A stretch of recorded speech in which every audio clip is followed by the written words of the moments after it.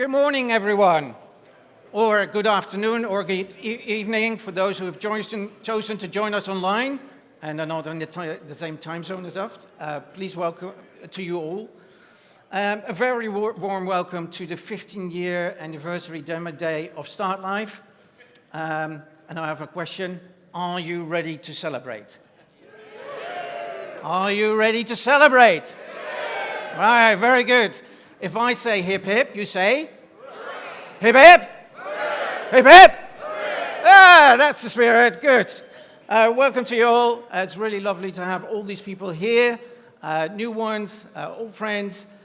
With a show of hands, I would really love to see who is here for the very first time, a first event that you're attending. Wow, that's quite a few.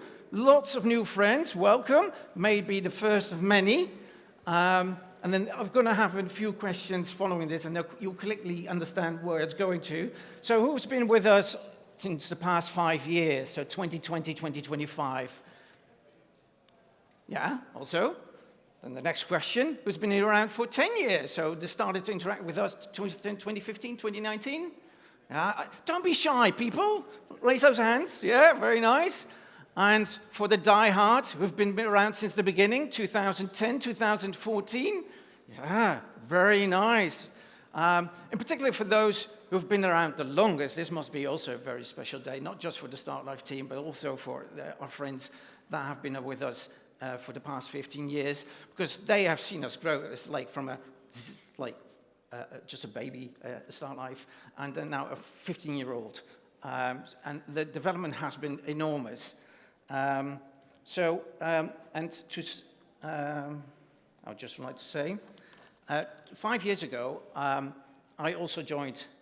I joined StartLife 6 years ago, I must say, and I have to go back actually, because I didn't introduce you to myself. My name is Bram. I've led the marketing and communication for the past 6 years, so this is my second anniversary event. But this one is really, really nice. Because the last one was during COVID, it was fully online. Now we have a lot of people here in person, which we love, obviously, best. But still, for those who join us online, also very warm welcome still. But we love to interact with you face-to-face as well. A lot has happened in the past 5 years, let alone for the past 15 years. But the last time that we celebrated our anniversary, the 10-year anniversary, we announced that our startups raised 137 million total capital collectively. And we were very proud of that today, at the time, and we still are. But what has happened in the past 5 years, ladies and gentlemen? Yes, that number was changed to 750 million just in 5 years. So well done to our startups, well done to the investors. Very happy to see your confidence in our startups. But even this number is no longer correct, because this is a number that we've started to communicate at least half a year ago. And the past 2 weeks, or 3 weeks, Revive, one of our Wageningen startups, raised 25 million. Pagos, a French startup, raised 25 million.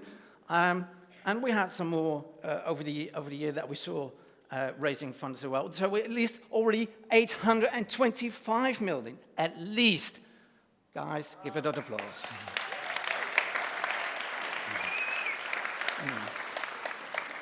And for those investors among us, that's a 43% annual growth each year for the past 5 years, right? So I hope our startups are doing well. And obviously, this is just one number. We could share many, many other numbers as well. But that's it for now, for about the numbers. Welcome to the World Food Center here in Ede. We'd like to thank the support of the municipality of Ede, which has been basically a sponsor of this event. They have a few words to share with you as well, together with a mutual friend from the municipality of Wageningen, and they done it through a video message. Dear StartLife community, on behalf of the city of Wageningen, I would like to congratulate you with the 15th anniversary. Unfortunately, I cannot join you today, as I'm in Brussels with the European Week of the Regions. I think StartLife makes an important role for us. As you all know, science and knowledge on itself is not enough to make the world a better place. I think it's really important to make the switch also to create more businesses. And StartLife is the partner for us who does that. I think it's very important that you continue to take up this role, and I'm very happy to see all the successful organizations that already have been created with the help of StartLife. I wish you a very nice demo day today, and we would like to hand over a small present to you. Here we have Graangeluk, a locally brewed beer, and I hope that you can all enjoy this. I wish you all a very nice day. What a thoughtful gift. We from the city of Ede also brought a small gift. A bottle of Zuid-Veluwe wine. These two gifts, beer and wine, nicely symbolize the complementarity of what Wageningen and Ede offer to StartLife and to startups. As Maud outlined, we are very happy with the role StartLife had over the past 15 years. Many successful ventures that started on the work campus are now growing in Ede. In Ede, we'll keep supporting StartLife, startups and scale-ups by making the Station Quarter an additional hub, the gateway for Food Valley startups to connect with markets, partners and investors across Europe and beyond. Further expanding the Food Valley cluster is crucial to keep talent and keep scale-ups rooted here in Food Valley, rather than drifting abroad. And we love to see StartLife increasingly active in and around the Ede-Wageningen station area to fuel that next stage. Today, Maud and I are in Brussels for the European Week of Regions, sharing this joint story of Ede and Wageningen. On behalf of Ede, congratulations on 15 inspiring years. Have a fantastic demo day.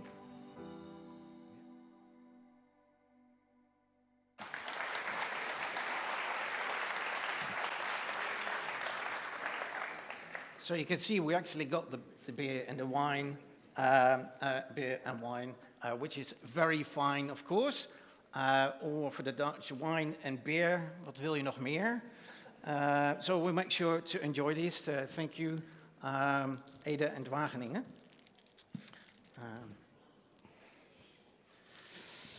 And it's not just Ede and Wageningen that we like to thank. We also like to thank briefly our founding partners, Wageningen University and Research, the province of Gelderland, OostNL, the regional development company, and Food Valley, most of which you probably already know. But also all the partners that we work with, the corporate partners, investor partners, program partners, and so many more mentors. A big thank you, because without you, this would not be possible. So thank you very much, and also thank you for being here. Before we move on and start with the actual program, I have one more video to show you. And this one is from Prins Constantijn van Oranje. He's the special envoy at TechLeap, which is a non-profit organization that is accelerating the growth of the Dutch tech ecosystem. So let's have a look. Congratulations, StartLife and the StartLife community with 15 years of success. We go back some 10 years when we co-created the F&A Next conference, still a proud moment in the annual calendar for F&A activities in Europe. And what a success you have made out of these 15 years, with 450 companies, some 3,500 jobs created, 750 million in investment generated by those companies, and really being a cornerstone of the food and ag ecosystem in the Netherlands, but also Europe. Of course, there's so much more that can be done, and the Netherlands, as a powerhouse for food and ag, should have an institution like StartLife, and should be generating companies, more companies like Revive and No Palm Ingredients, and so many of these amazing companies that already come out of StartLife, but could be accelerated even more into the next Unilevers from the Netherlands. So much ahead, but so much to celebrate, and I'm very sorry I can't be there, would have loved to raise a glass with all of you on this amazing success. But then through the video, I'd like to tell you that I'm there in spirit, and congratulate you once more and wish you all the best for the next 15 years. Congratulations.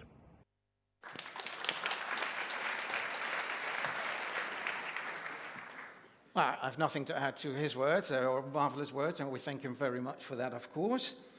Up next is a fireside chat with three people. Nikki Harrison, our new Managing Director of StartLife, Sebastian Beertz of Wageningen University Research, and Marjolein Bras of Food Valley. They will take us on a short journey through the past, the present, and the future. And with Christmas around the corner, I'm sure that will very fittingly and a heartwarming story. So please give them a warm applause. Nikki, Marjolein, and Sebastian.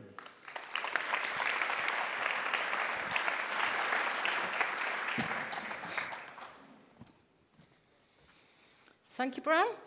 So welcome, everybody, on this very special anniversary. I'm Nikki Harrison. I'm really thrilled to be here to talk to not just my colleagues, but very special board members as well for StartLife, people that play a very important role in our ecosystem.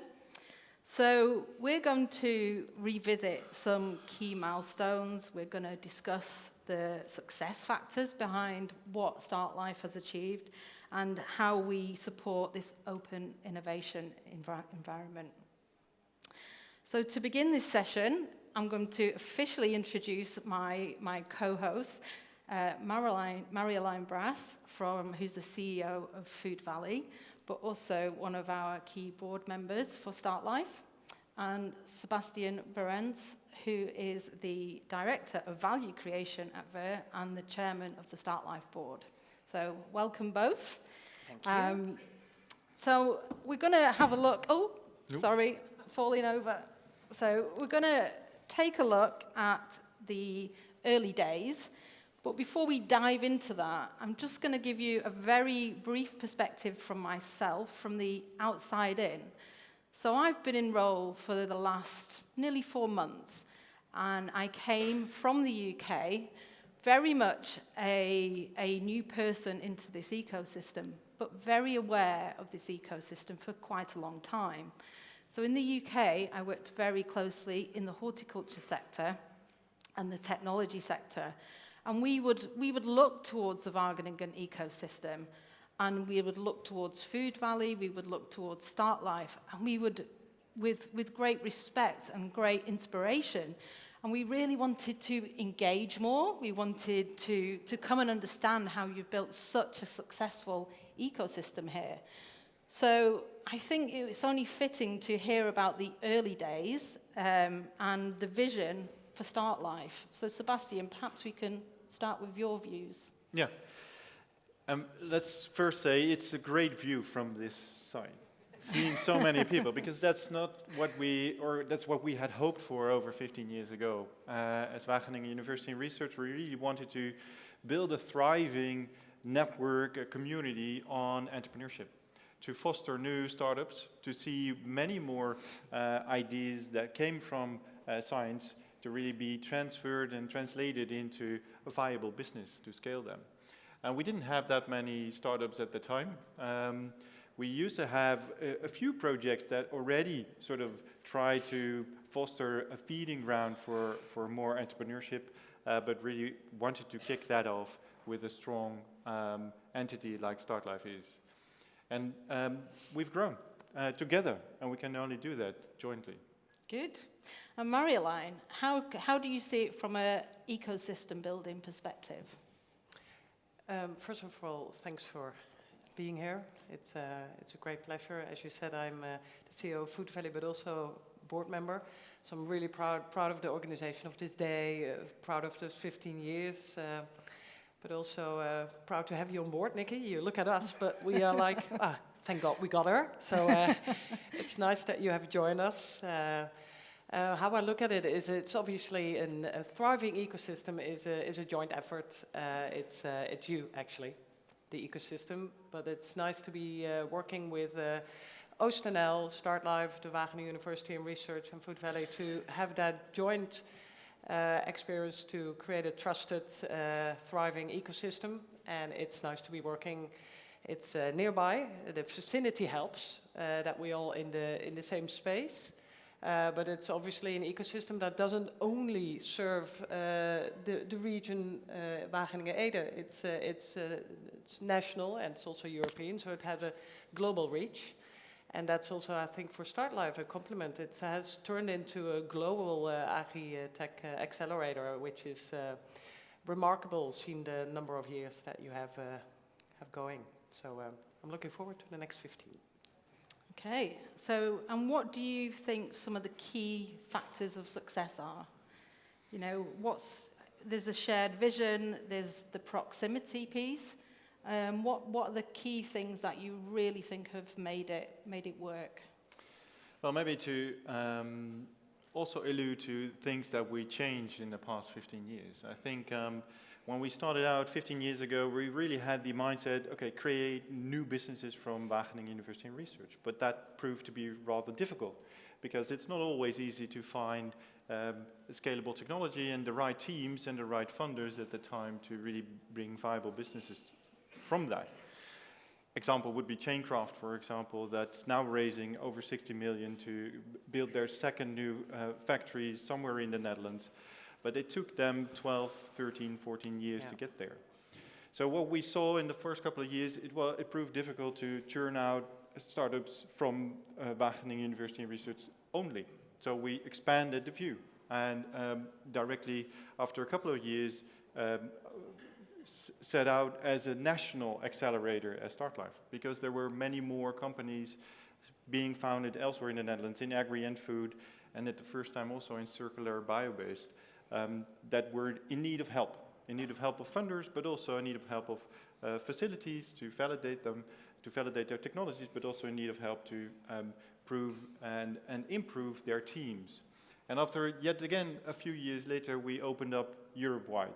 Since 2018 onwards, many companies come from all over Europe to be coached and mentored by StartLife because they feel the need to be not only be part of this community, but help and find this community to improve the world with the technologies and with the products that they are developing into a better place. So we've changed. I would say that's also part of the success of the past couple of years and what's budding for the future. Yeah.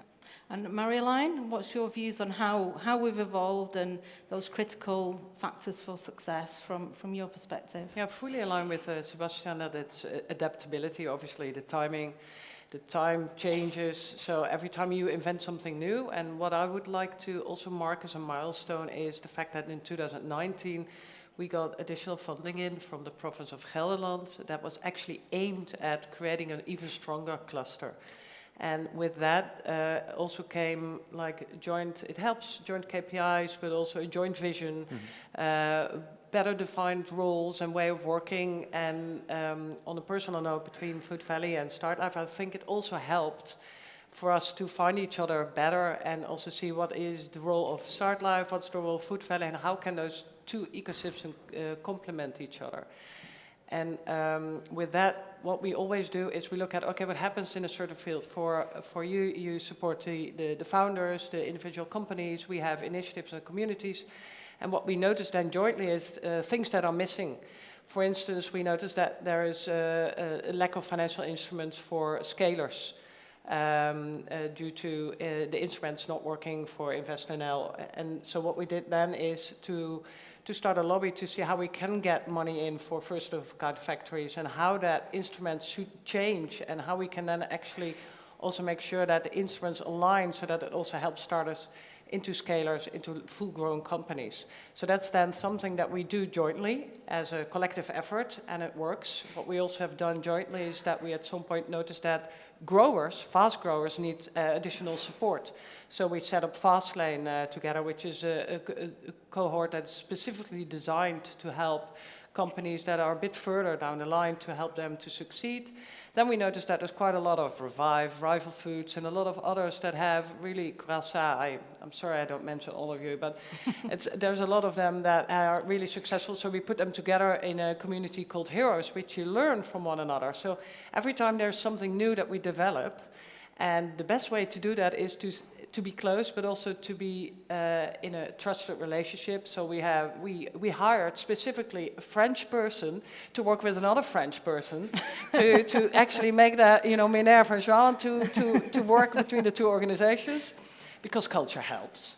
And so we really find one another easily, and I really enjoy that. Yeah, maybe to add to that, if you have not yet been on Wageningen campus, then do visit us. Yeah. Because what also happened in the past 15 years is really a big growth of having over 230 organizations in that same spot that are really looking to work together. And the role that StartLife has in bringing together startups and large corporates, and you've seen the partners, they're here in the front row, they are looking for innovation to excel their business as well. And really bridging those worlds and translating between different worlds has proved to be really successful as well. Yeah. So I think as we look ahead then towards the future, for me, it's such a powerful ecosystem now, and where, from my perspective, we really need to take it forward, to drive it forward. The opportunities are there, and I think what we will do in StartLife and together with all our partners is we will deepen our links here in the Netherlands. We will strengthen our partnerships with Food Valley, with Oostenrijk, with our province. But we will then we will open our doors and be more engaging globally and really connect our ecosystems with other ecosystems across the agri-food space. So I just want to thank Marjolein and Sebastian for their time this morning, and also for all their support in the board and how we together drive StartLife forwards with all our partners across our ecosystem. So thank you both. You're welcome. Okay, and now we just have a few exciting announcements to make. First, we're going to announce our 3 new partners. So we have 2 corporate partners, Suntory, who are a Japanese multinational brewing and distilling company established in 1899. They are one of the oldest companies in the distribution of alcoholic beverage in Japan, and one of the largest drinks companies in the world. So welcome to the family. Yep. Then we have our second corporate partner, Evonik, who are a leader in healthy animal nutrition. Their purpose is to go beyond the boundaries of chemistry in order to create innovations for an intact environment and a healthy life. So welcome aboard, Evonik. And finally, we have our third partner, our investor partner, who are Invest International. They are an impact investor. They support Dutch businesses and partner governments with finance solutions in foreign markets. They have a focus on sustainable economic growth and positive social and environmental impact. Welcome aboard, Invest International.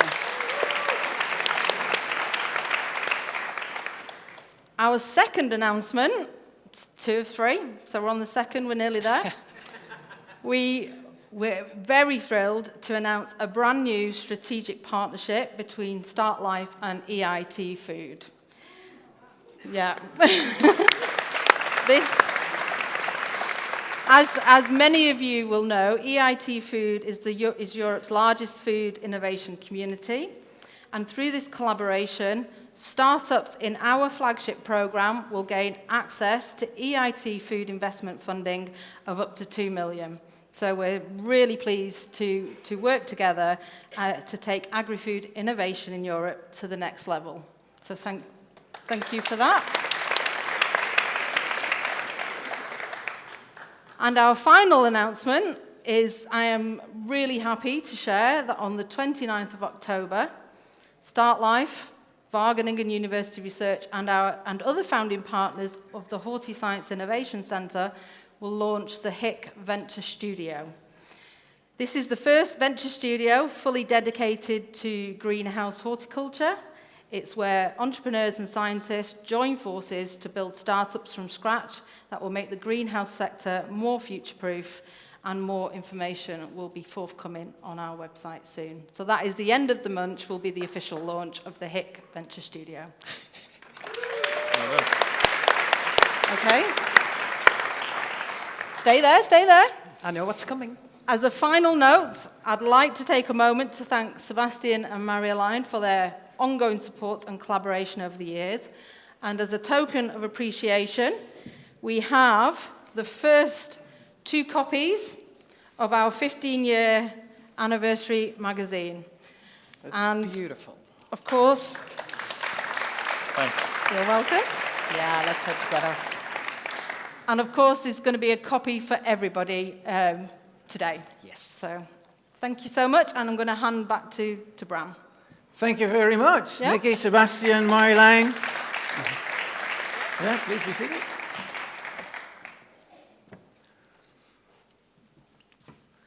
And so a magazine is awaiting for you when you leave today. We hope you enjoy it as well. But talking about this great news that Nikki obviously ended with, but we have much more news. We have, in fact, a special moment. I think that those were also very special, but this special moment, we're not going to announce ourselves. We actually do this together with OCNL, and I'd like to call to stage Fons Seal.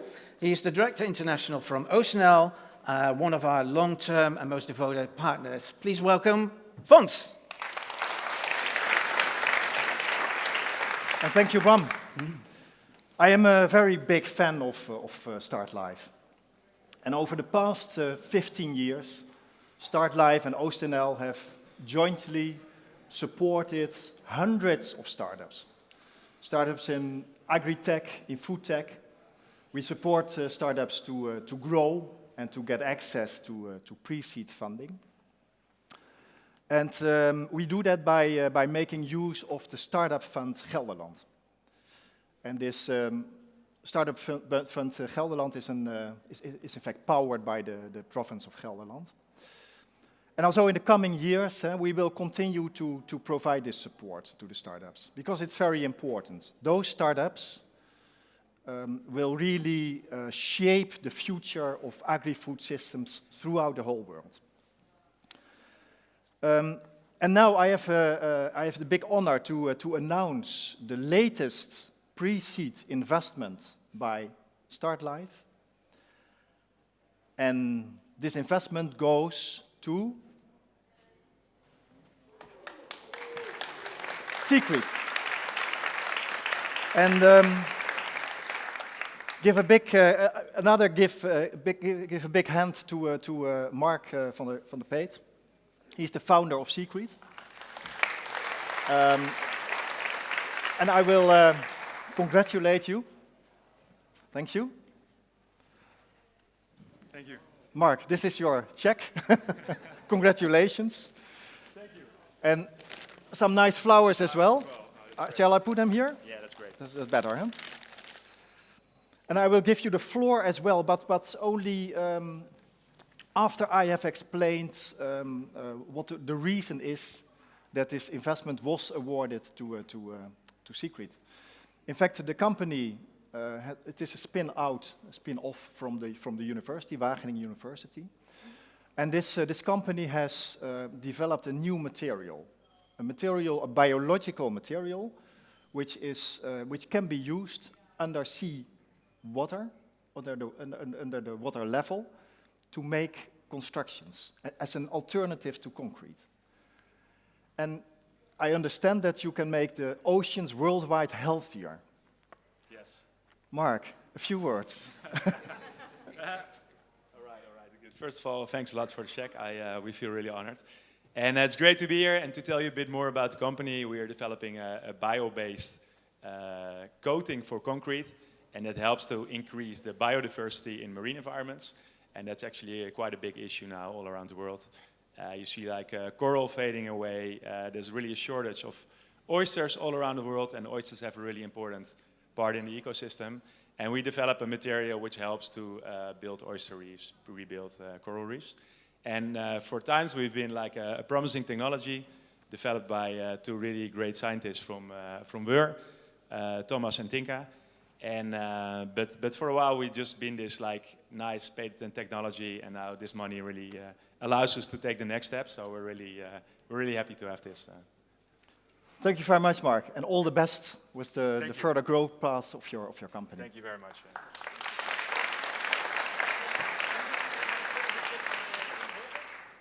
And now we have reached a special moment, huh? This very special moment. Yes.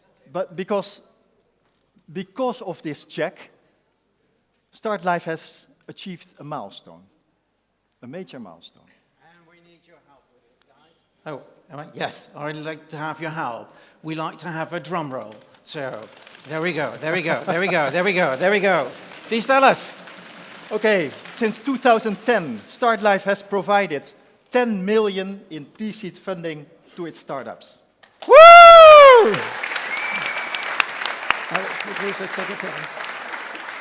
Right, can you perhaps show the, yeah. And sorry, we do need a photo moment. Sorry.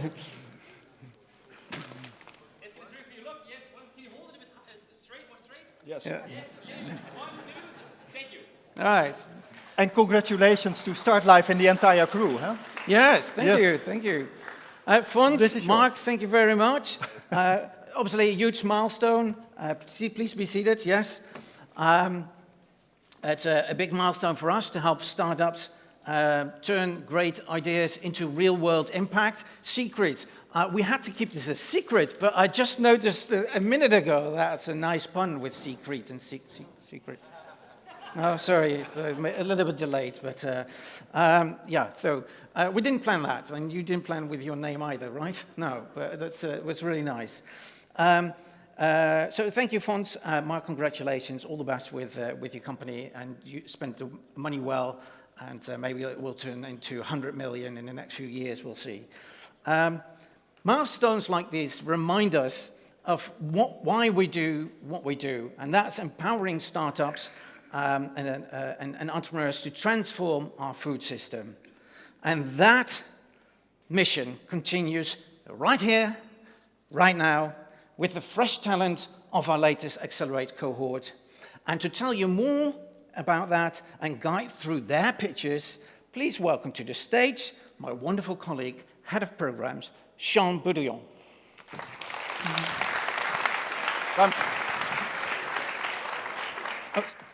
Thank you. A lot of traffic on stage. Thank you, Bram. Thank you, SNL, for your support all these many years. And of course, congratulations, Mark. Congratulations, SeaCrete. Wow, 15 years. 15 years supporting startup.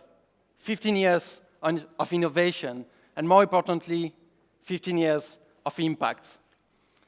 I couldn't be more proud to be on stage today, because for the past 15 years, there's been a lot of people working in StartLife. And actually, we counted. There's been more than 70 people that work in the past years in StartLife. I'm not going to name them all because that would take too much time. If you want to have a look at them, you can look at the end on the magazine. Actually, everybody that works at StartLife at some point in their life, can you just raise their hand? Raise your hand. Can you raise high so we can see? Okay, please give a warm welcome to all these people.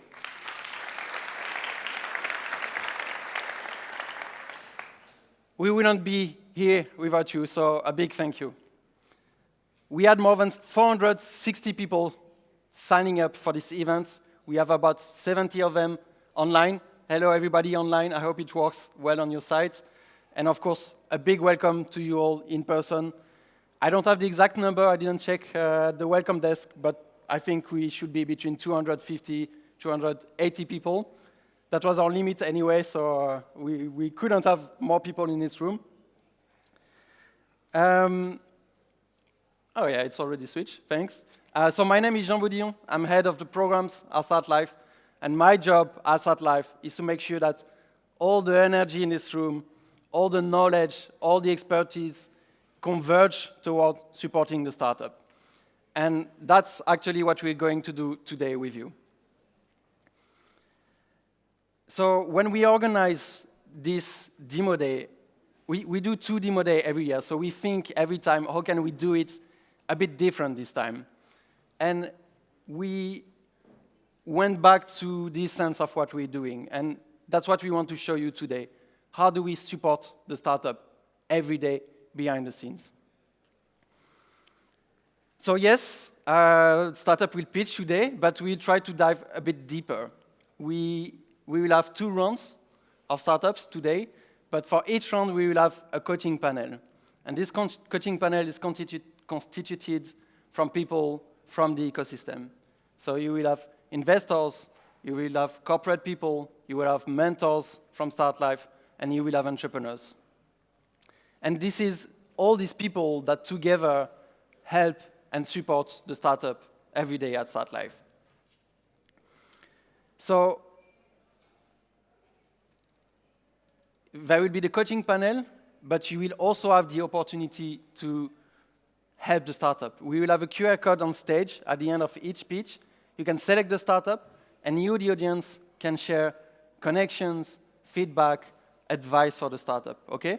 And we will collect them, and we will share them to the startup afterwards. We have 11 startups. They are all from StartLife Accelerate. That's our early stage acceleration program. And the startup that you will see today, they've been working really hard in the past 6 months with their market validation, with their investor readiness. So this is the result of 6 months and even before many years of work that they share to you. What else do I need to tell you? Let's welcome on stage the coaching panel, the first coaching panel. Please, Tom, Julia, Wolfgang, and Kasia, please come on stage if you want to take a seat here. Please.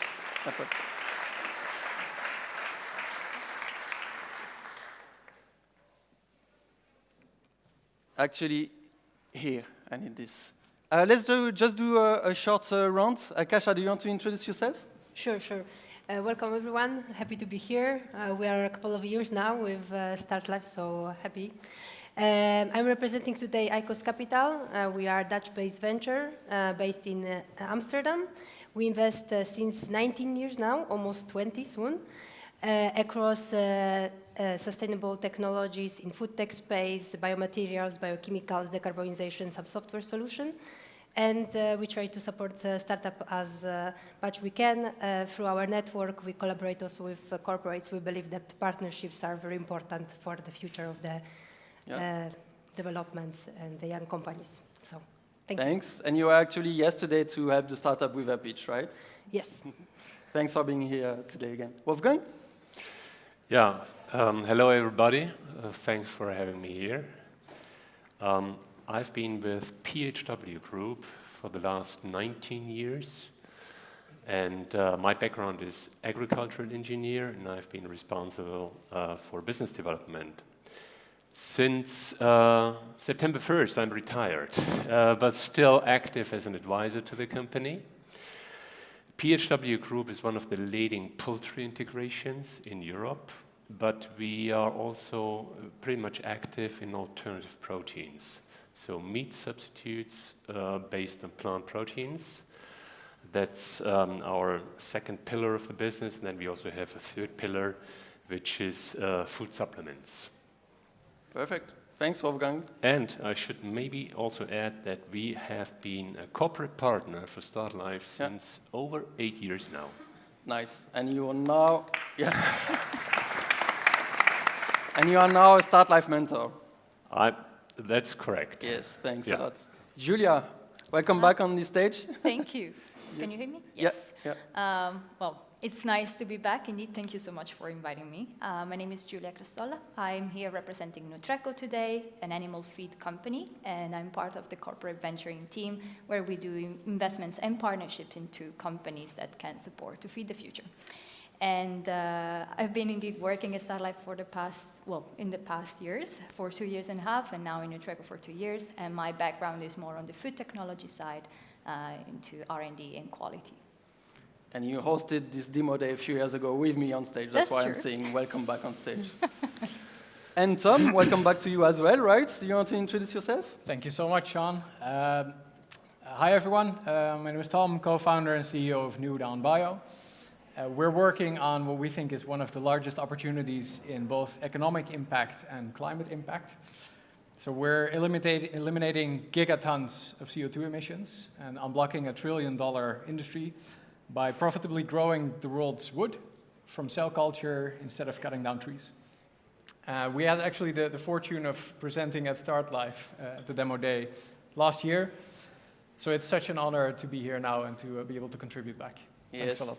Thanks for coming back 1 year later on stage. That's super nice. Let me just remind you the rules. So each startup will have 2 minutes to pitch. At the end of their pitch, we ask them to come up with a challenge or a situation for which they need your help. And so we will have a discussion with you, the coaching panel, and we will try to get a few of your questions.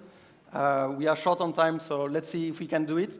But in any case, scan the QR codes, share your feedback, or maybe you have a connection for the startup. It's very important that you help them. And yes, we will have about 5 minutes to discuss with each startup, okay? I suggest I stop talking and we welcome our first startup. The first startup comes from Luxembourg. Please welcome on stage Alberto from Neum.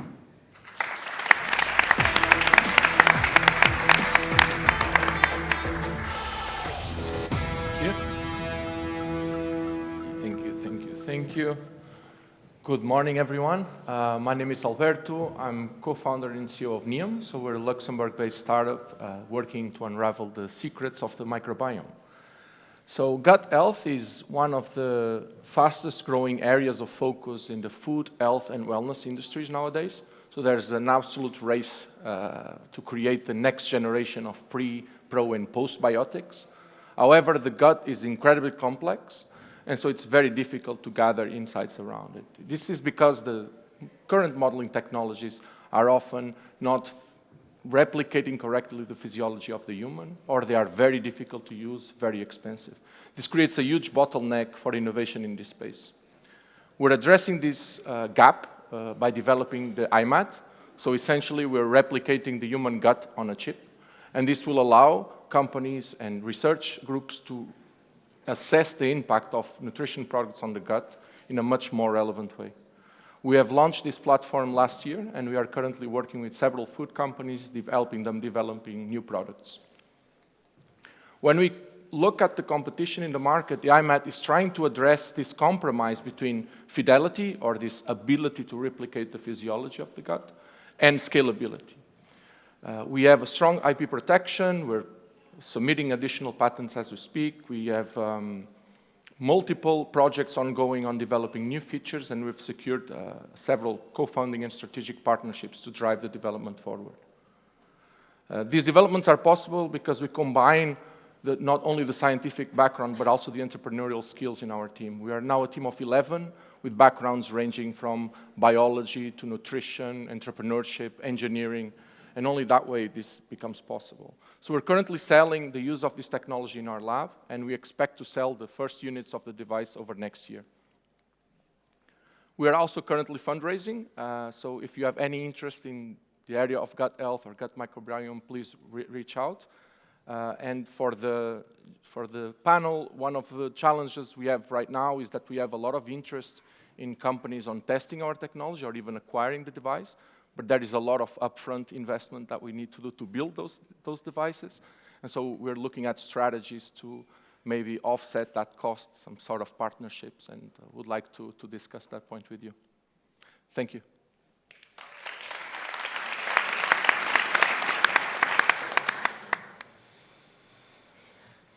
Well, I could start shortly because we don't have much time. But, well, the partnerships are definitely very important. You have to be and wisely build these partnerships. So be careful what kind of contracts do you sign. No, don't go maybe for exclusivity. It's not must. And also think for the future what kind of partner actually want to work and where you plan to basically sell and do the exit. So you have to always think a few steps behind. And I understand that many parties don't want to pay, but to support also your developments and CapEx, you can also look for grants or another supports for other entities. So there I will look for help, definitely. So just a few words from my side. Maybe my colleagues would like to say something. I think there is no doubt about the fact that there's a real hype about the microbiome currently, but on the other side, we are still at the beginning of a very long journey. So, I think nobody knows exactly whether we have already the right product market fit. And I think you need corporate partners to test whether your product fits the market needs. On the other side, you don't want to bind yourself too early to corporate partners in order to be free for later decisions. So a venture capital company in the beginning would probably be good for you, but you need the feedback from the corporate partners regarding the product market fit. So in my opinion, feed additive companies or food additive companies would be fine, but also feed additive companies, you're focusing on food, but I think feed is also interesting because here you have big numbers, standardized surroundings, standardized feed, standardized genetics. That's a perfect environment to discover and detect patterns, which is also important for microbiome research. Yeah. So keep in mind not to forget the feed or the farm animal side. Thank you. Thank you. That's very good feedback. We have some interest from the animal industry. So far, no poultry yet, so we're still open to that. And we see as well like the modularity of the platform as an advantage for that, to be able to model different organisms. But I agree completely with you, the diversity as well, to create hypotheses and validate them with poultry or standardize say cultures of animals is definitely a good way forward. Thank you. Yeah, and if I may add, I mean, because whatever was already shared was very valuable indeed and in my mind already, I think another important thing is not just, to validate, because you need to find the right partners to validate, right? It's about finding the right person internally in the organization. And that is, I believe in my experience, one of the most challenging things, right? Because you're talking to someone, for instance, in R&D for this type of solution, but then if you don't have a research-heavy organization with a dedicated lab and so on that does research, then it's tough to understand who actually can make decisions on this type of thing. So really go down and deep into this type of conversation with the people who actually can make a decision and then start to validate with them in this way. Yeah. No, I mean, the few successes we have been indeed with research-heavy organizations. So we talk directly to the scientists, so it's not easy. Thank you.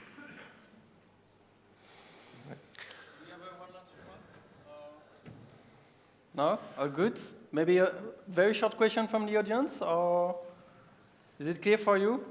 Otherwise, just scan the QR codes and it will do. Thanks a lot, Thank you, Alberto. Thank you very much.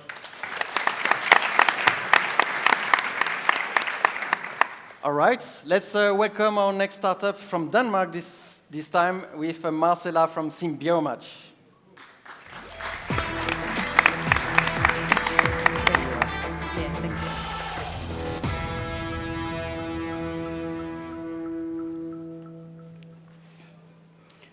Hi everyone, I'm Marcela Mendoza, CEO and co-founder of Symbiomatch. The 50% of the chemical fertilizers that we apply in farming are wasted. This is not just an economical impact, but it's also an environmental issue. There is alternative to chemical fertilizers, biostimulants. Unfortunately, right now, their products have a generic formulations, meaning that they have a very narrow performance When they move across environments, they have a high fail rate. Well, at SymbioMatch, we are addressing these problems by developing customized biostimulants. But how we do it? Our technology allows us to develop region and crop-specific customized biostimulants. And this is thanks to that we analyze real data from plant, microbe, and soil interactions. We have used this real data to create a machine learning platform that can help us to identify the best match. This match we fermented, so that means the microbe, we ferment the microbe, and we applied as a seed coating technology. But this is not just an idea, it works. Actually, our formulations has been independently validated by seed corporates in around 3 agricultural cycles. And not only we can increase yield, like for example in this graph, we have increased 10% yield increase. The most important, we have the stability across the field that is represented by the dots in the graph. The biostimulant market is in rapid expansion. Actually, just in Europe, it's expected to grow to double by 2030. But we have a strategic entry, products for legume crops. Why? Because this is a high increased demand in plant protein, but also these crops have high gross margin. Our clients are seed corporates, that they will use our customized products to coat the seeds and then sell it to the farmers. So this is very important as well, that the farmer receive a product ready on the seeds because they don't need to add any extra time or extra equipment to the work in the fields. We have a very scientific team. They have been able to develop this technology for over a decade within the universities. But the last year, we have moved from research to business, then to over advisory board. But we're still looking for a business co-founder, so if you're interested, please speak to us on the break. Products for the legume market is just the beginning. We are actually, because we have a platform, then we can move to other crops and regions as we scale up as a company. Well, thank you so much for your attention, and I'm very looking forward to our discussion.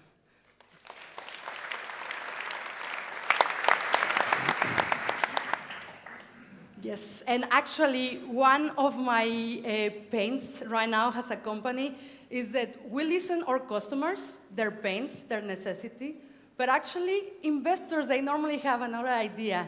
So it's very difficult to connect what my clients want, but also what the investors is thinking or they want to go there.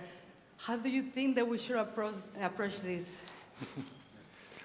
I mean, if the two conflict, I would say what investors want is to see proof that what you're building is something that's useful to your customers. And so getting that alignment as quickly as you can, even if it conflicts with part of the advice that you get from investors, gets you the proof points that then gets them to conviction. So of course it's a trade-off, right? But if you have to choose between the two, I would choose the one that's closest to your business, and that's probably not the finance people. Maybe Kasia or Julia? Well, I think investors want the best, so that your business will be profitable, but the clients are defining if your solution will be taken to the market. So definitely you should listen. You should listen both, but maybe you should define what actually the clients wants and present it in somehow to your investors in a different way. Not sure what is the problem there, but yeah. Okay. Yeah, indeed. I also, if I can add, it's you need to understand how to validate as much as possible, right? Because that's the most important thing, indeed. You need to understand your USP, what you're working on, what's the problem you're solving, and then, I mean, investor will not go against you in that sense. You just need to prove that as much as possible. So it's not really a matter of listening to one or the other. It's just bringing everyone on the same table. My comment goes a little bit in the same direction as Julia mentioned. There is competition on the market. you're certainly not the only company who is offering seed coatings. So what is specific about your approach? What is the USP? Is it convincing? Is it what the market needs? Are you fulfilling a pain point and or healing a pain point? And but also I have a question for you. There's a lot of talking about regenerative agriculture, yes.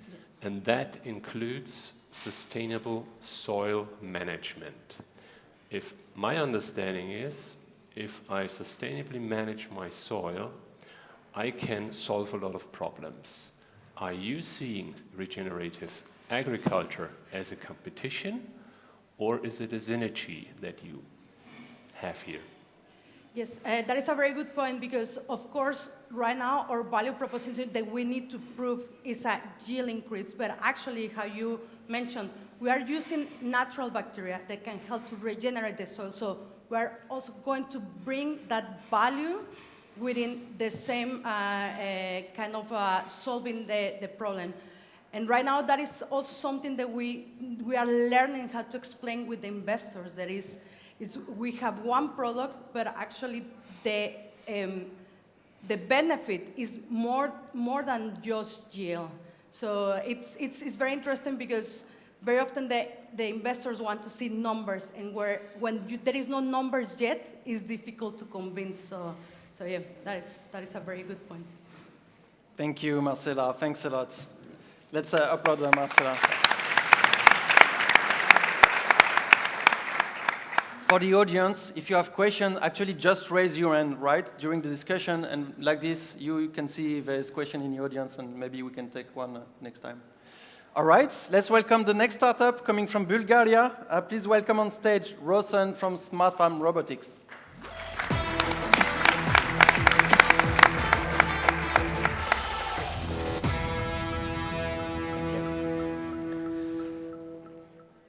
Okay, hi everyone. I'd like to talk to you today about wheat, and not the funny type of wheat, I'm sorry. Actually, what I mean is this. When a farmer sees this on their land, they're not laughing at all, trust me. What the farmer really likes is this, nice, clean rows of crops. And by the way, it's exactly the same field, and it was my field a few years ago. So trust me, I know what I'm talking about. Of course, farmers know how to tackle weeds. Some of them use herbicides, and you often see this sign on the packaging. That's because it is dangerous for your health. Others use plowing or tilling, and all these dirt clouds, they are not only dust from soil being crushed and blown away, it's also fuel exhausts. And that tells you how good it is for soil and environment. And some farmers still use this, which is what it looks like. Hard, monotonous, low-paid work, often dangerous for your health. Guess how many people want to do that for a living? So are there new ways? Yes, there are. It's called robotic or smart weeders. Problem is, most of them want to burn plants, either via lasers or via electric shocks or even gas burners. And most of them still use these big, heavy machines costing a lot of money. And unfortunately, what we see more and more often, the type of farmland is this, dried vegetation, even in springtime, and hard, dried soils. It's called climate change effect. So we believe this is the right weeding solution. A small, compact, lightweight robot, easy to handle and low cost. It can weed even in hard and rocky soils using a focused energy beam, which is safe, scalable, and no fire hazard at all. Weeds wither and die within a few days of treatment. So if I get your attention, let's have a chat afterwards. I can tell you more about it. Thank you.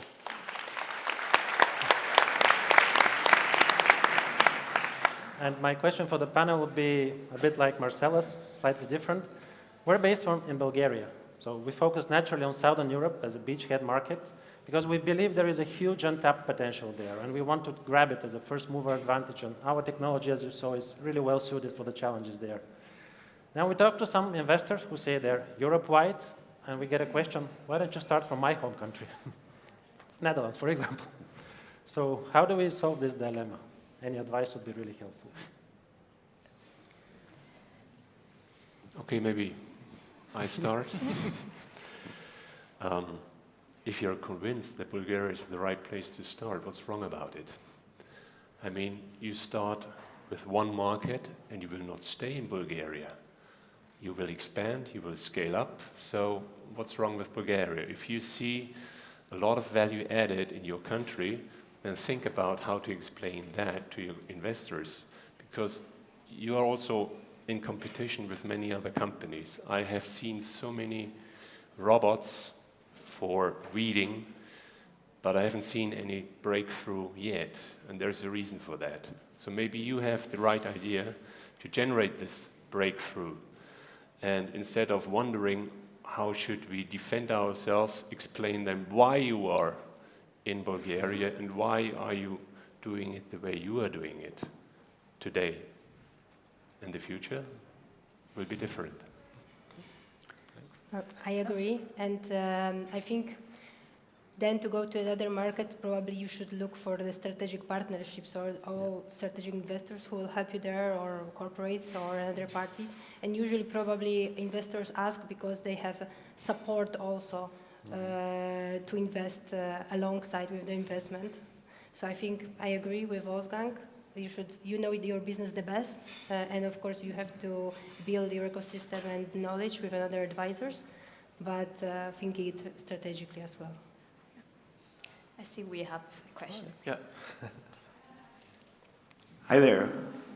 Thank you for your short presentation. I'm Victor from Epic. I was just wondering, because you showed how weeding robots other from competitors use lasers to actually get rid of the weeds. And I think I missed, what is your technology for actually getting rid of the weeds? You mentioned that you use AI to recognize them, to predict what is weed and what is not weed, but how do you actually get rid of the weeds? Yeah. Well, yeah, as I mentioned, it's a focused energy beam, which is not a laser, and it doesn't burn the weeds. It disturbs the vital processes, and they wither and die within 3 to 5 days of treatment maximum on the spot. Thank you. You're welcome. Maybe you have a video somewhere, Rosen, that we... Not here. I haven't prepared, and I only got 2 minutes. So. In the brochure, you have a QR code, and you can scan it, and you can see a more detailed pitch deck of all these startups. So I nudge you to check these QR codes and all the decks there. Okay. All right, we still have some time. Do you have more questions online or in person? I can comment. Yeah, I think what stood out for me, in your challenge, was that perhaps you're looking for the investors with the wrong mandate as well. Sometimes can happen, right? In the sense of sometimes investors cannot just invest in every country. They have a mandate for specific regions. So why don't you build up a network in the places where you believe you should really start from? And I'm not saying it's easy, because of course there are language barriers and other potential mandates that are behind the investors there. But it's a starting point, and it will take a bit of an initial effort. But perhaps it's the easier way if you're convinced about a country specific. Yeah. Great. Actually, next week I'm in Greece, and the week after in Malaga, so we're doing it already. But Rosen, did I get it wrong that you want to explore Europe, but investors are asking you why not Bulgaria, right? No, investors are asking why not my country. Yeah. And explaining this is where the market potential is right now for our technology. We want to grab that and not invest all over the place. Yeah. Okay. Okay. All right. You wanted to say something more, Wolfgang? Maybe just one final question. If I remember correctly, your robot doesn't have a battery, right? It does, actually, yes. So in northern countries might be difficult to use the robot without battery. Why not using a battery? No, we do. There is a battery. There is a battery. There is a battery. And solar panel, right? Yeah, solar panel, because we get a lot of electricity, especially in the south from solar. But it has a battery, and we have the capacity to put even more batteries if necessary. Okay. Yeah. All right. If you want to know more, you can go on the online. We don't have time, sorry, anymore. Raise your hand before, please. Yes. All right, with the next startup, we go back to the food world. Please welcome on stage Gad Harris, the CTO of Kayama Foods. Gad, please.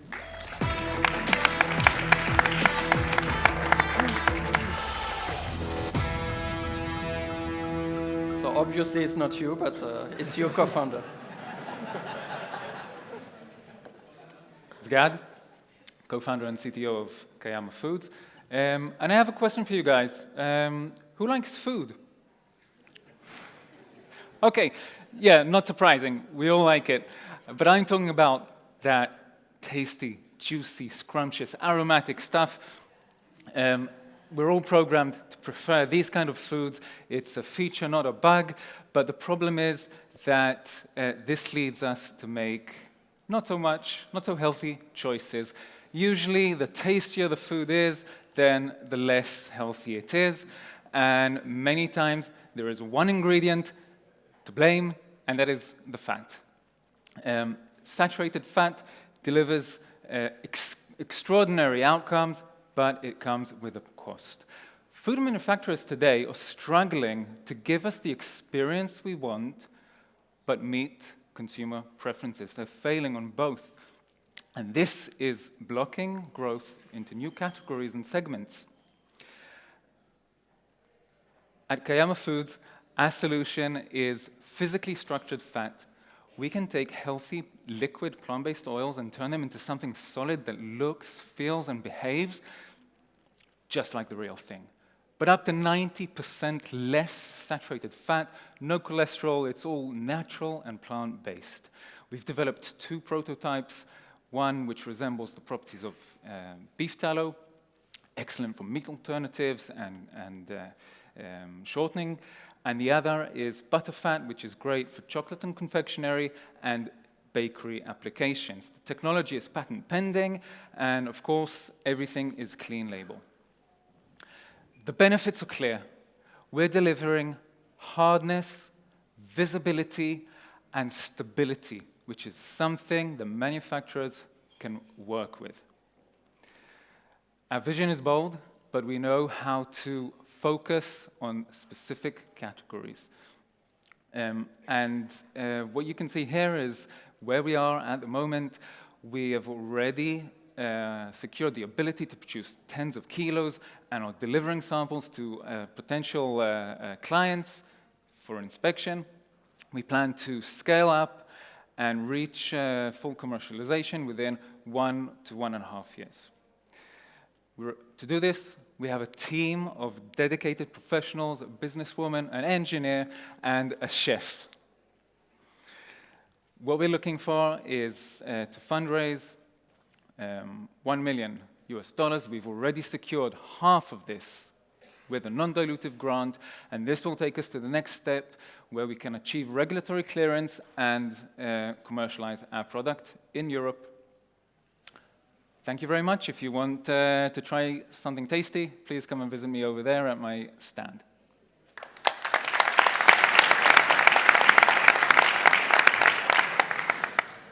So, my question to the panel.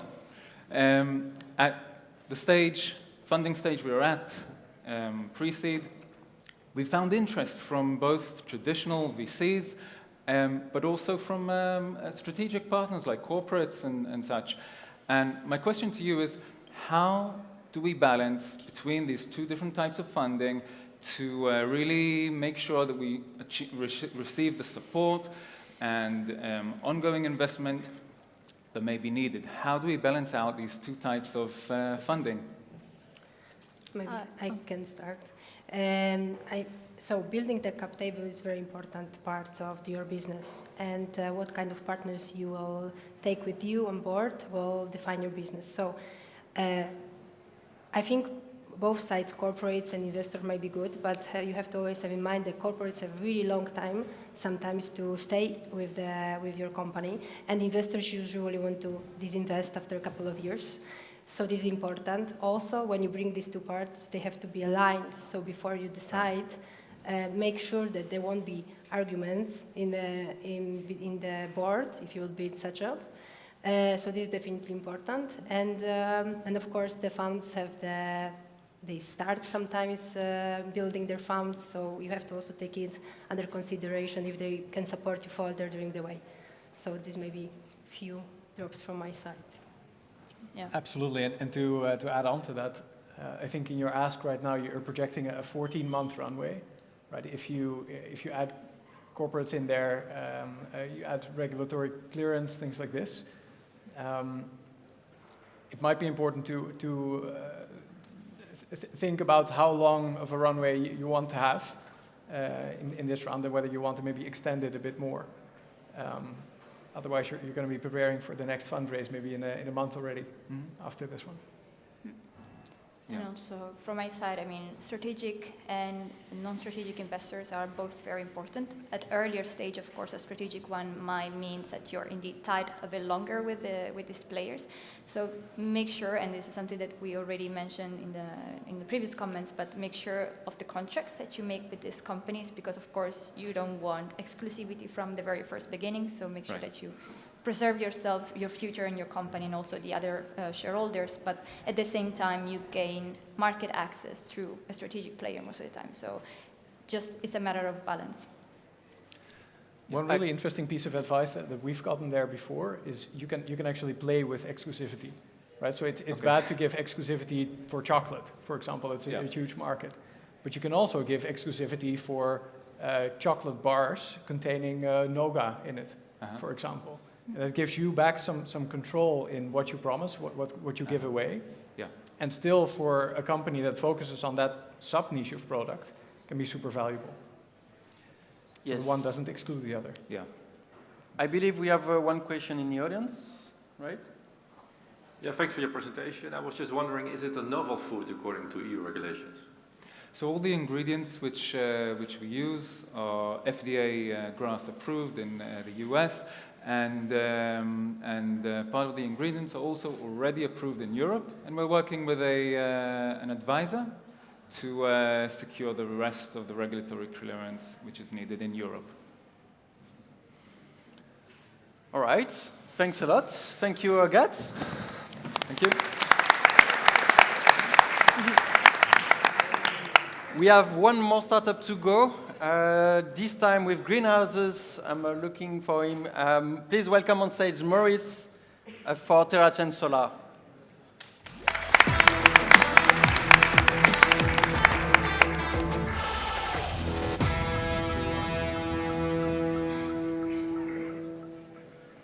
Thanks, John.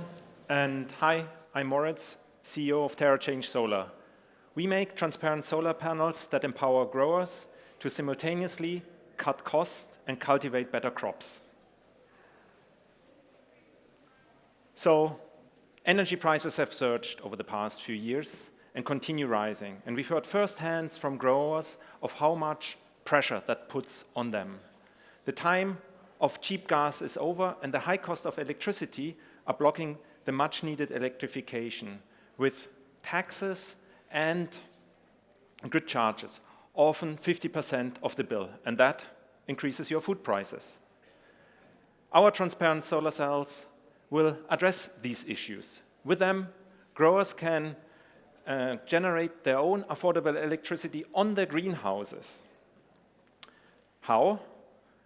Our panels selectively absorb only the light that plants don't need and use it for generating electricity. That leads to a 30% reduction in cost. They are easily integrated into the roof, simple to maintain without any further extra effort. And trials with similar filtered light have shown to produce better crops. So we have done our lab testing. We built large area prototypes. We're currently running plant trials with leafy greens and flowers to increase growers' confidence in our product. I founded TerraChange Solar to bring a different, better kind of solar technology to the market. I've teamed up with Pascal, a solar expert with whom I've worked for nearly 10 years at the University of Oxford, and a seasoned entrepreneur and founder, Chris Charles, who's grown 3 startups to more than 50 people. We're kicking off our fundraise today, and if you're interested in joining and supporting us on our journey, please talk to us afterwards. Thank you.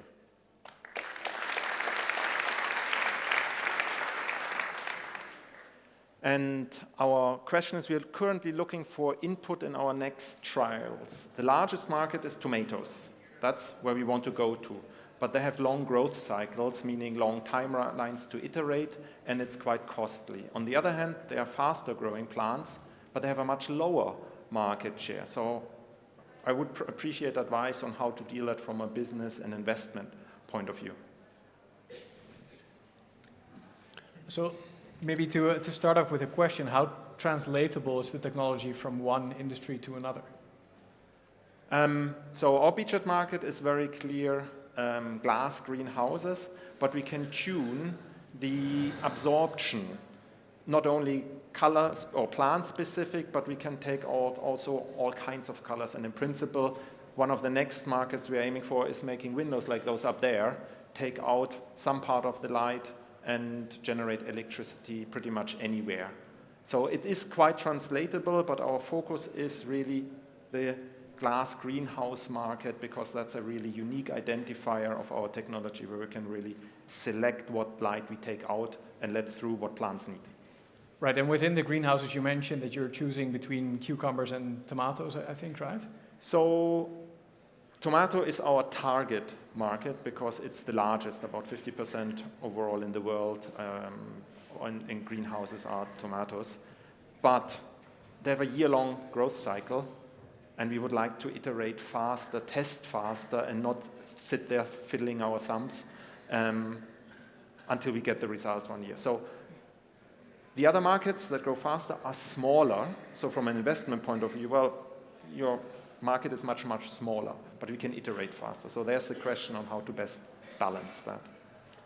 I mean, so one way to look at it is you're looking for early signs of traction, right? If you can show in cucumbers that there's interest, your technology works, this kind of thing, and your technology translates just as well to tomatoes, you just tune how much absorption there is. I would say there's a huge value in showing interest and traction in this cucumber market, even if it's a small one. Mm-hmm. It's a first entry, I would say, in showing that your technology is useful and people are willing to pay for it. And so if you don't need to redevelop your technology afterwards for tomatoes specifically, why not start in a small market? Okay, thank you.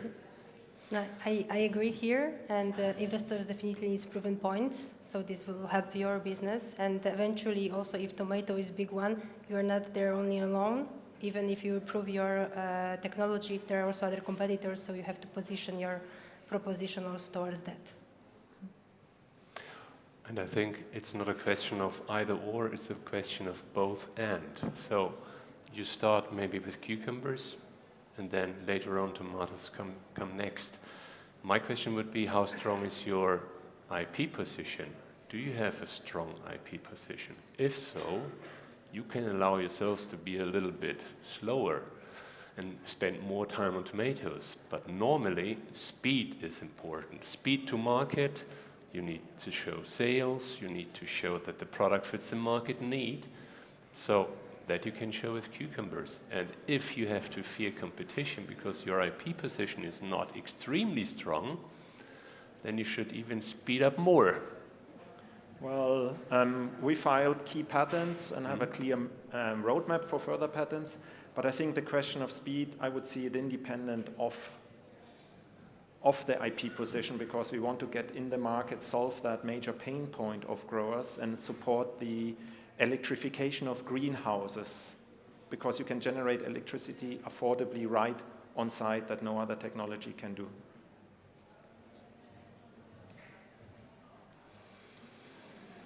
Okay.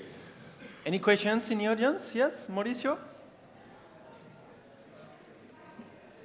Hi, Moritz. I think you could also use acute tests and use like proxy variables for yields for tomato, like, you know, photosynthetic activity and so on. Like, you don't have to wait for the whole cycle to get results that are attractive for people.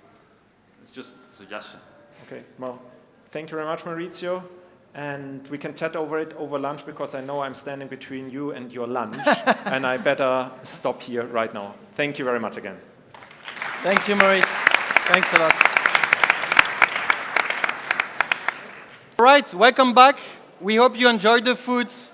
A big thank you to Revive again, Time Traveling Minkman, and Shock Bites. We have 6 more startups to go, but we hope you had good discussion, in the breakout rooms, and during the tour. I saw there were many tours happening, so that's great. I saw also that there was quite a lot of feedback, more than 35 feedback on the QR code for the startup. So thanks, keep doing it. This is helping the startup. We will share all the comments, all the connections to the startup later. So thanks, keep doing it.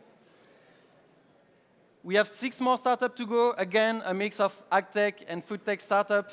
Please make sure to help them. We also have a coaching panel for this afternoon session, and I want to welcome you on stage, Stephen, Laura, Roy, and Anne. Please come on stage. Give them an applause, please.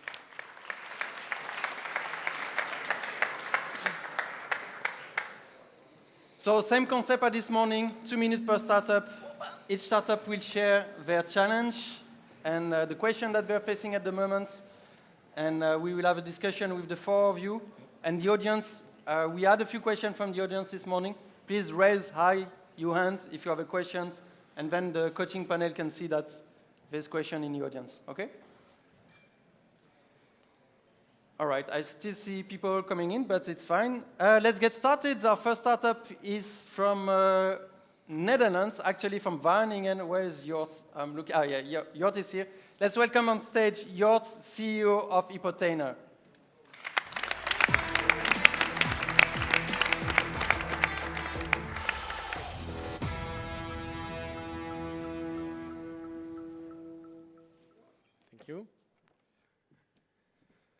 So hi everyone, my name is Jort Maarsveen. I'm CEO and co-founder of Hypothener.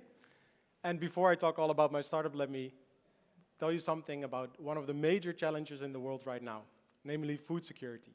Because according to UN data, more than 2.3 billion people are food insecure at the moment. They either have no availability of food, they have no access to food, the quality of their diet is too low, or stability is a problem. Because somebody that's food secure today might not be tomorrow, due to climate change or war. So we were thinking, what if we could do this? Create a system that produces fresh food wherever you are in the world.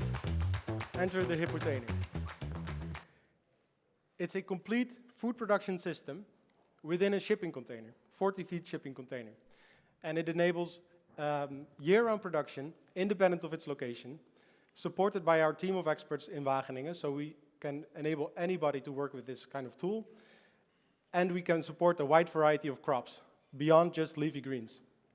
And to showcase that it's possible to work with all situations, even in extreme conditions, let me tell you about our first project in Ukraine, where we trained a group of local refugees to use our product to not only produce vegetables for their local community, but also supply their families with income. And after such a successful pilot, we are ready to go to market, and we see different applications for our system. In permanently food insecure places, such as remote islands, but also in temporarily food insecure places, such as Ukraine. Currently, our commercial focus, our beachhead market, is on remote islands. And this is the team that's making everything possible. It's a diverse group of experts with different backgrounds, and with this team, we are already achieving a lot. Namely, what's to come for us is a first demonstration unit that we will place on the Wageningen campus. We will deploy a pilot on a remote island, and we will multiply our impact in Ukraine with 2 confirmed containers that we will bring there at the start of next year. To make all of this happen, we are still looking for funding. We are open to investment, so if you're interested to talk with us, please come and see us on our booth or contact us through this information. Thank you.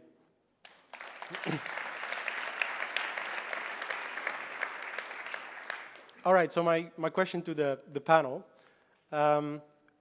Our beachhead market is remote islands, like I explained. And these islands are remote and very isolated, and because of that, it makes a great business case, actually, for the Hypothener. The production of vegetables over there will work really well. But at the same time, it provides us with the challenge. It's hard to reach customers over there.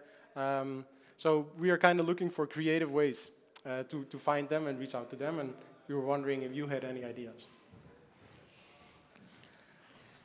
All right. Well, it's very interesting what you do. I'm Steven Alexander, by the way.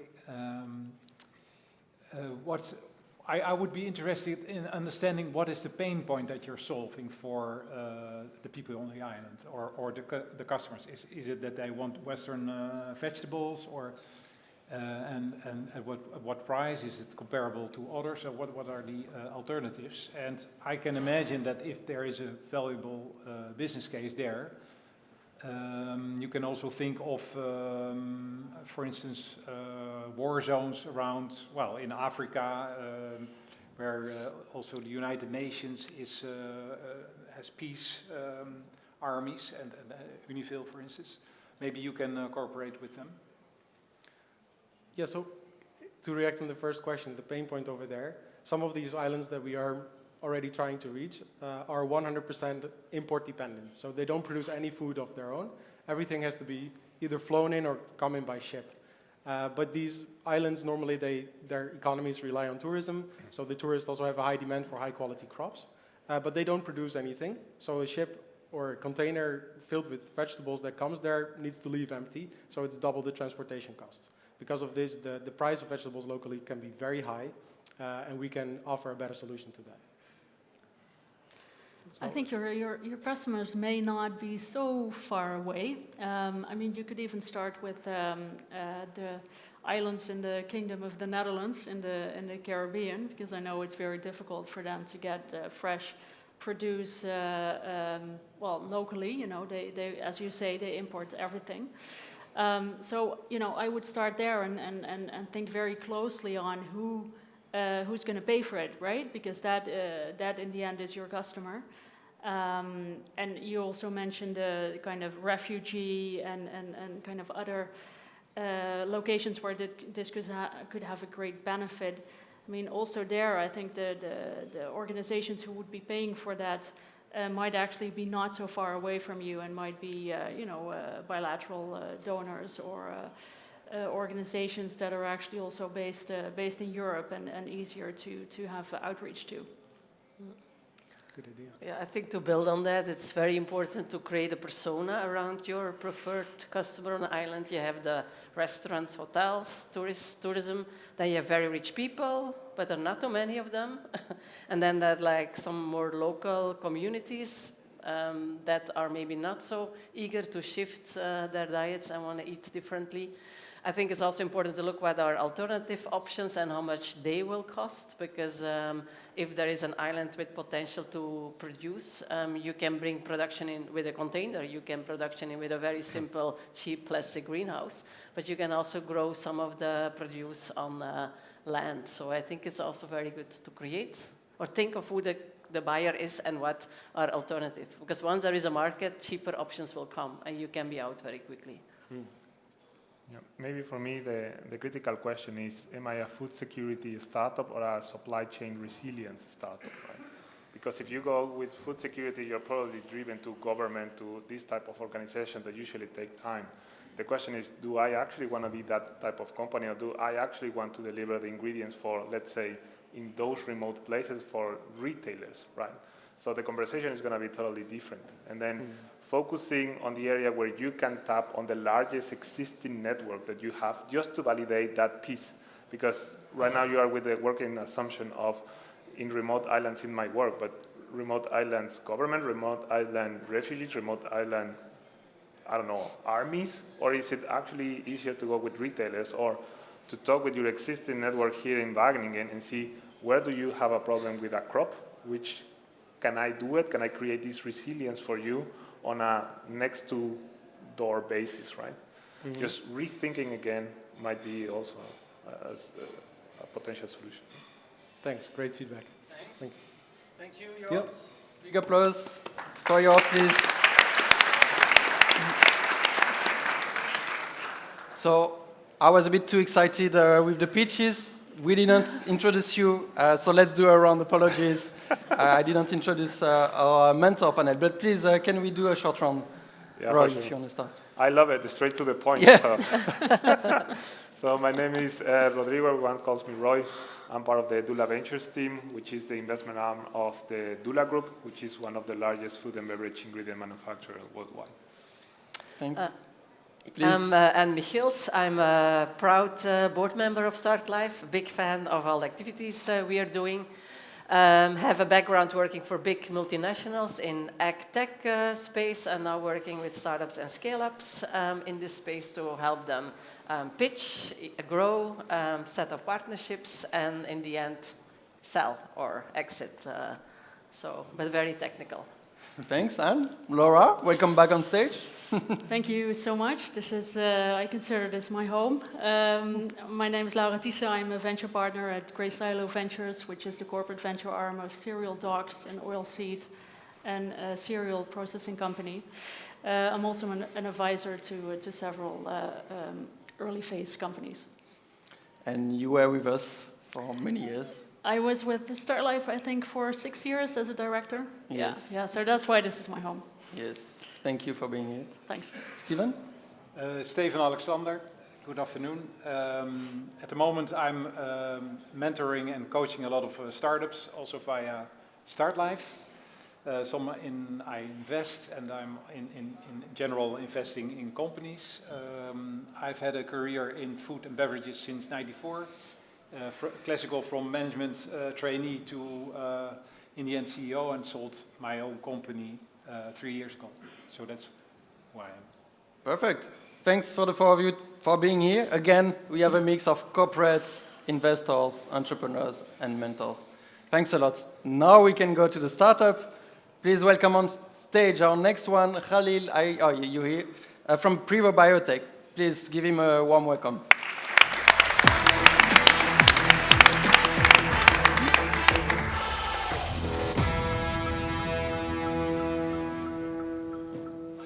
My name is Khalil. I'm from Prevo Biotech.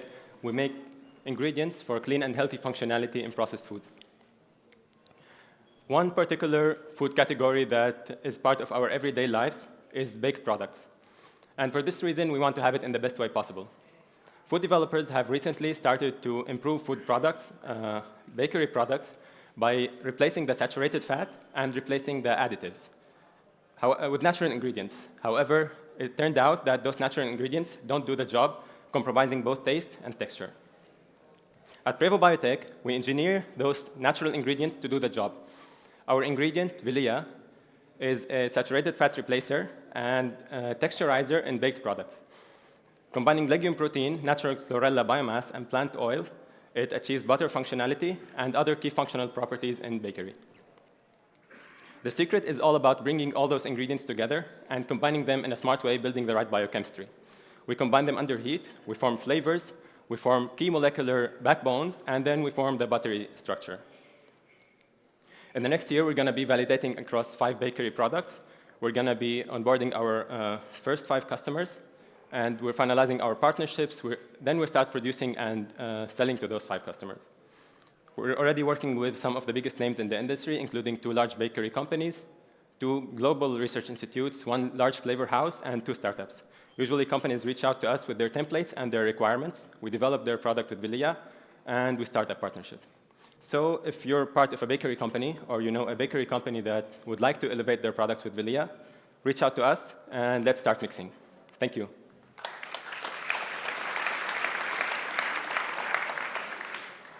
So the topic I'd like to raise with the panel is, so we started different development partnerships with companies, and we'd like to start more to have a reproducible product across different categories. But the development is not a one-time thing, and it's expensive. It's expensive and it's long, and it requires investment from both sides. So my question is, how do we break this? I think also, Rodrigo, we spoke about this briefly earlier in one of our exchanges. So my question is, how do you break this collaboration barrier, and how should startups be proactive and find smart ways to collaborate with corporates when it requires a long time and long commitment from both? And how do you accelerate this process? It's a great question, Khalil, and I think I think corporates and startups have had a lot of opportunity to collaborate over the past decade. So there's been a lot of learnings. I think. It's not so much about clever solutions. I think it's about being very honest and being aware of who's in front of you and what the corporate wants to have out of it and what you can bring in that regard. And then be very, very explicit and clear on timelines and expectations. And it's also about, as a startup, I think, to kind of balance your pipeline, right? I mean, it's fantastic to have a big corporate name on your deck, but at the same time, those collaborations may take a long time. So you might want to also, try to find the smaller companies to work with, and to kind of balance that pipeline in that way, and learn as you go while you're preparing for the bigger collaborations. And maybe just to add briefly, it's kind of the biggest surprise for a startup company, but like everybody in the end, there is no magic solution, and it will take time and effort to build the relationships, to find the right people at different level, decision makers versus R&D teams that will work with your product, and it will take a substantial timeline. We sometimes jokingly say a pregnancy, depending what product you work on, but it takes time and effort, and it is important to do it well, and it is essential in the end, because this will be the partner that validates your product. So there is no shortcut, unfortunately. No. But you came to the right place, StartLife. And so in the program you're validating a lot of assumptions. At least that was the idea. And so in those assumptions, it's important to showcase them also to potential customers, to all the stakeholders, so potential customers, investors, because then they can understand why you have identified a need, and then likely with your technology you can solve it. And yeah, then if you're, after all the homework, you're convinced of that, you start making application demos, and then you can start discussions with potential customers. But it's a lengthy process, so you really need to want it yourself. And yeah, it will not be a very affluent journey in the beginning, because there's hardly any money, because investors are also waiting to see whether or not you're successful, and if you have something unique and safe and scalable. So until that is answered, it will be a tough journey. I mean, for me, I think many startups are making the mistake that they are saying that they are kind of the holy grail for the industry, and saying we can solve all the issues that this industry has. And that's never true, point number one. And point number two, I think it's way better if you really can create what is the uniqueness of your product and in which application works best, and prioritize that application all the way through. Because of two reasons. If you go to a corporate, let's say Dula, and you say, my product can work on every different application, then we will say, okay, let's try it, but it's going to take 6 times more in order to test and to realize, okay, actually in application A works best, when we can focus on that one. So if you can already say, this is kind of the best way, and we have tried, and this is the application that I want to focus, then you already narrow down, and then you will already narrow down kind of which are the best corporates to help you in that, which are the ones that have better understanding about that functionality, about that type of product, about their speed to market. And also the more narrow you go, also the more need these companies will have into that specific solution, right? So on that one, you're targeting already way better. And second of that, it creates a lot of time for the corporates to understand how your ingredient behaves. So they don't know anything about your product, and then they start learning. That means that you will need to create your own application work to decide, okay, this is how my ingredient is actually performing. We have tried this one, just formulate that in that one. Do you want to do a muffin, or do you want to do a cookie, or what do you want to do? And then you tell them exactly how to use that ingredient. That will save you a lot of time, and then it will help you to prioritize, right? So that would be kind of a proactive approach that I would suggest. Okay. Thank you very much. Yes, I hope it's helping, Khalil. Thanks a lot for your helpful. pitch, Thank and you thanks the members of the panel.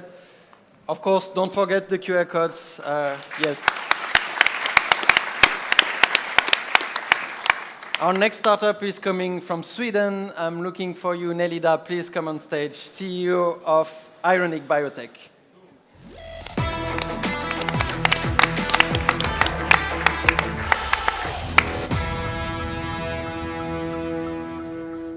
Hello, everyone. Thank you for being here. Hello.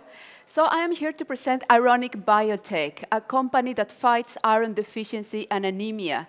conditions that affect 2 billion people around the world. Just look at the admissions in hospitals that UK has had in the last 10 years. It has increased 40%.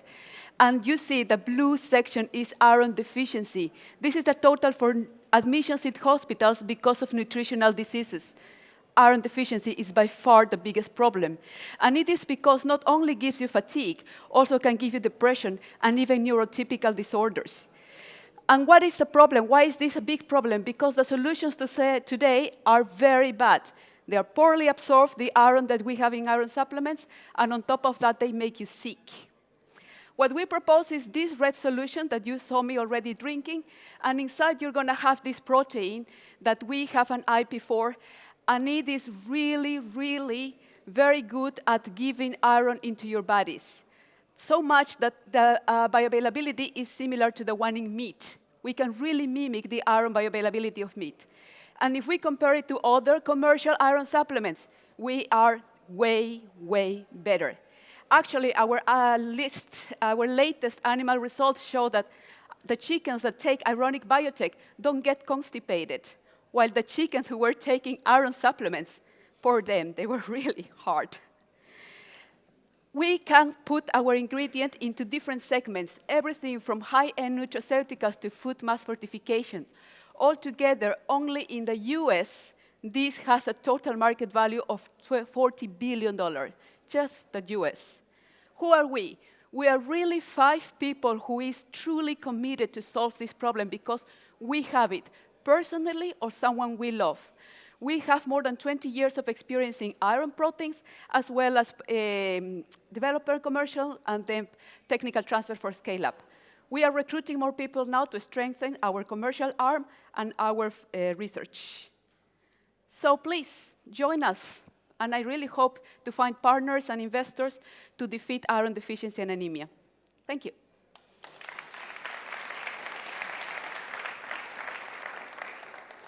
And my question to the panel is simple, but I think a little bit tough, is how can we better highlight the properties and the uniqueness of our active ingredient and also avoid being lost in the crowded environment, which is supplements and nutraceuticals? Because today, you go to Google and say iron supplements and how to make Ironic to shine there.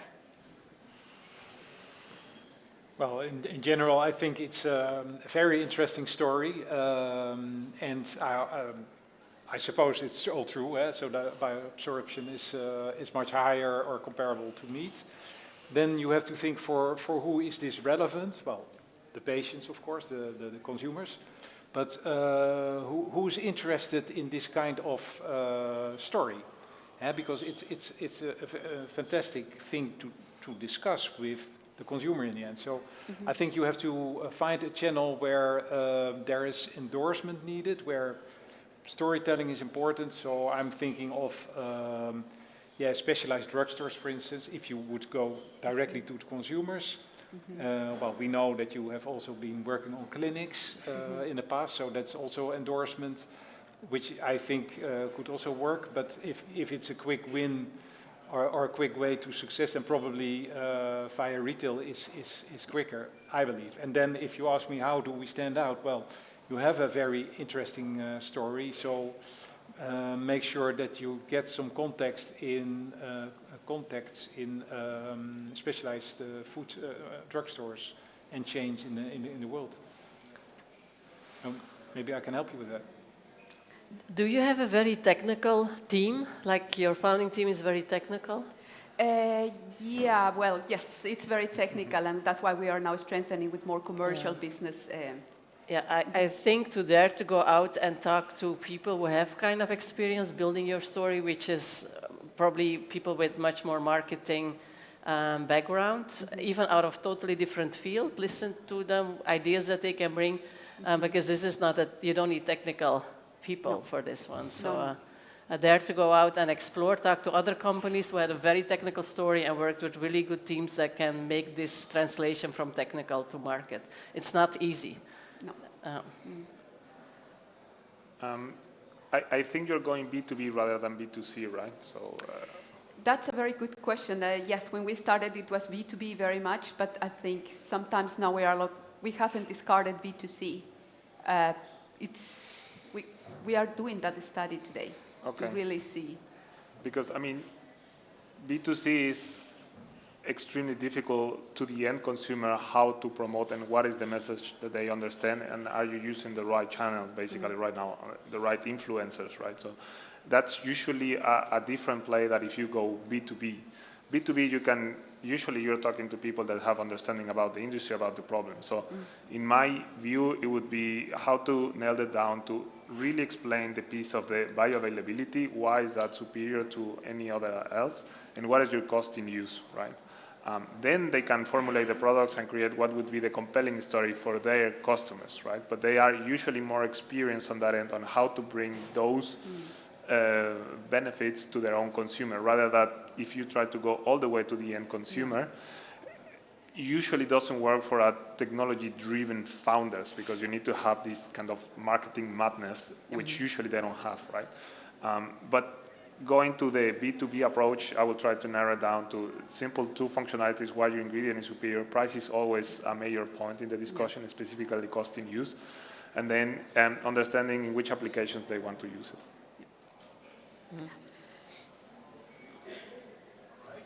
The audience, anyone? We haven't had a question yet in the audience. Yeah, gentlemen? Francesco?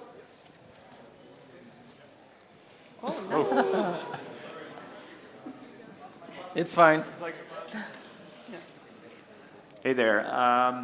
My question is, have you talked to nutritionists and personal physicians, maybe personal trainers, who whether there is a market for this, whether people actually check the supplements for the performance on the iron efficiency aspect? Yes, actually, yeah, we have talked to the medical community. We are in very close conversations with, for example, the National Bleeding Disorders in the US, with the director of the World Hematologists Association. So they are really engaged in the technical side, and the way we see it, for example, in the US market specific there, it is important to have the doctor recommendation. So now we are starting a very much medical discussions, to try to approach, for example, all the maternities, Medicare, Medicaid, because that's where people go and they can recommend it to people. So that's one way that we are seeing, but that is for the US market. But then, of course, we have to go to the medical community. Looks different in every country. And for the European market? The European market, it's a little bit, I wouldn't say it's out of the question, no, but because the regulatory is going to take time. It's going to take between 2 and 3 years. So that's why we're taking one beast at a time. First the USDA, because then the regulatory is going to be quicker to solve the commercial there, and then European Union while waiting for EFSA to react. Then we can start the market in the European Union. All right. Thank you. Thanks a lot for your question. Maybe next time, just raise your hand, right? It's not only for the coaching panel, the question from the audience. But a big thank you to you, Nelida.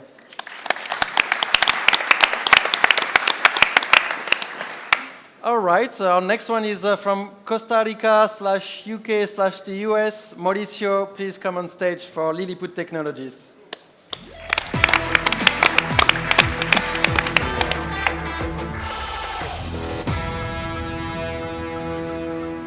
Hello, everyone. We are Lilliput Technologies, and we are determined to tackle heat stress to increase productivity and food security in spite of global warming. Heat stress is affecting life everywhere, humans and animals and also plants. Plants have their natural ways to cope with heat stress and cool down. However, these natural mechanisms are no longer sufficient and will not be sufficient with the upcoming climatic circumstances. To make things worse, farmers lack the right technologies to cope with heat stress in their farms. This is the case because we have been tackling the symptoms and not the causes of the problem.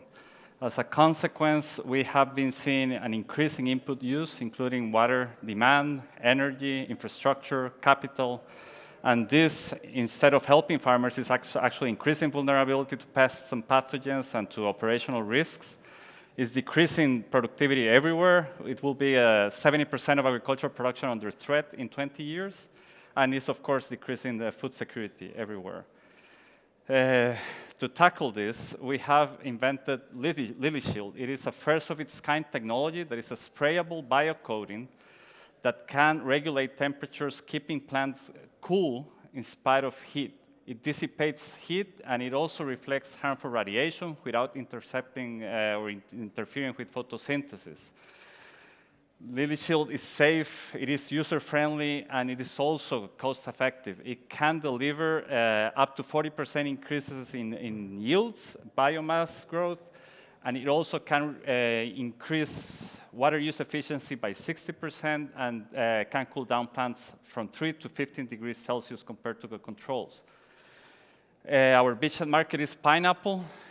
We have established that we can deliver an increase in income to farmers beyond $3,000 per hectare per year. We have LOIs to show market demand. But nonetheless, I mean, we know that there is demand for products like this for other crops like wine grapes, berries, coffee, cacao, avocados, tea, field vegetables as well. Our next steps are very clear. We are going to file a full patent application in February. We're going to increase our manufacturing capacity to be able to perform commercial trials. And also, we are looking forward to perform these trials around the world for various crops. So if you are looking forward to innovating climate adaptation for agriculture and actually increase food security and productivity in spite of climate change, talk to us. Thank you.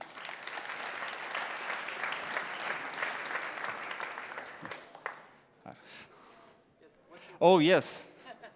So the question is, how do we talk to investors? When we talk to investors about our R&D challenges, how do we go about not scaring them and actually helping us tackle those challenges? The audience, if you have ideas as well, you can share. I think if you're talking to agtech investors, then they will fully acknowledge that a pre-seed company has challenges and long routes to overcome those challenges, and do collect the data that are necessary to validate what you have. So I don't think you'll easily shy away.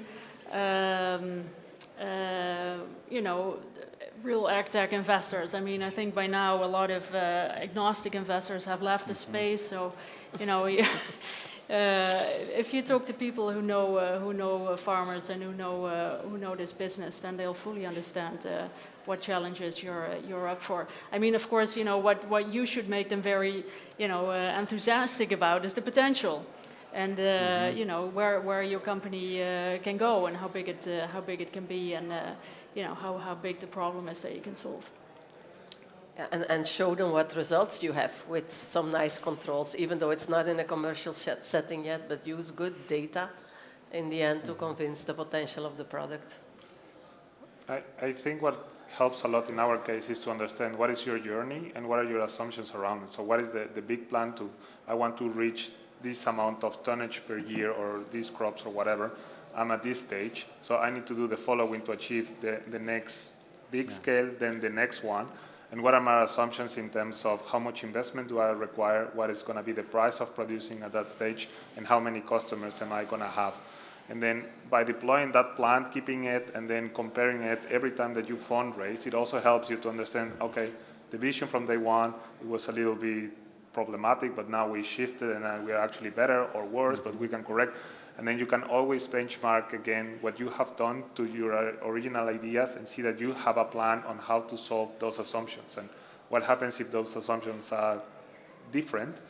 What is your plan to correct that one, right? So it tells you that you have an idea how to move forward. Yeah, thank you. Thank you. All right. Any other ideas in the audience? Yes?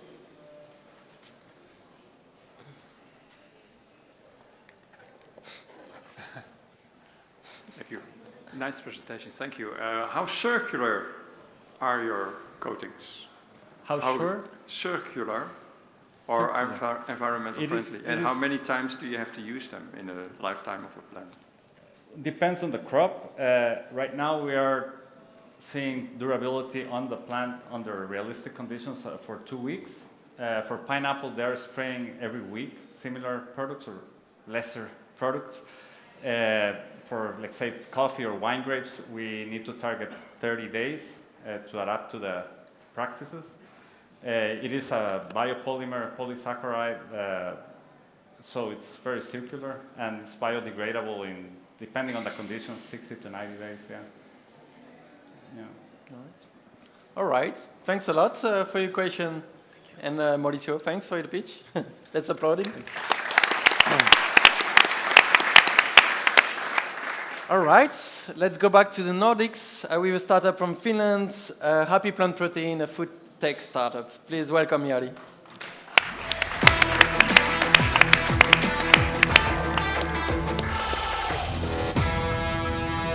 Thank you.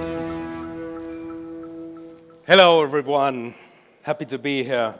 Happy to tell you that we have a technology which transforms plants into better food. What it means, how we do it, and what we are looking for. So the problem is that everybody knows that the protein markets are huge. 2 trillion euro markets globally per year. Plant protein markets is $20 billion. There will be need and demand for different technologies to produce plant proteins in the future. Current versions, not necessarily best taste or prices are high or the technology is quite expensive or centralized, but we have a solution for that problem. We have a patented one-step process. We put regular flour into dry extrusion, so the technology is already there in food industry, and we produce protein from that. It runs in existing factories, there's no capex, high capex, and the food industry partners can turn this regular flour into proteins. We have proved that the technology is ready. We are producing in Switzerland in small scale. We have the first agreement signed. We are ongoing negotiations with the major global food ingredient companies, and there is a 2 greenfield factory projects going on in Europe, in Turkey and in Latvia, and partners are building up factories using our technology. Our business, we want to license this technology. We want to achieve that there is a companies using this technology to produce local proteins to their people. This is our team, very qualified, very smart, very good people, very fun people from Finland, and this is our target. 2 million euros, we are looking now for 10 million valuation to scale up, make a global impact, and then companies also. Welcome.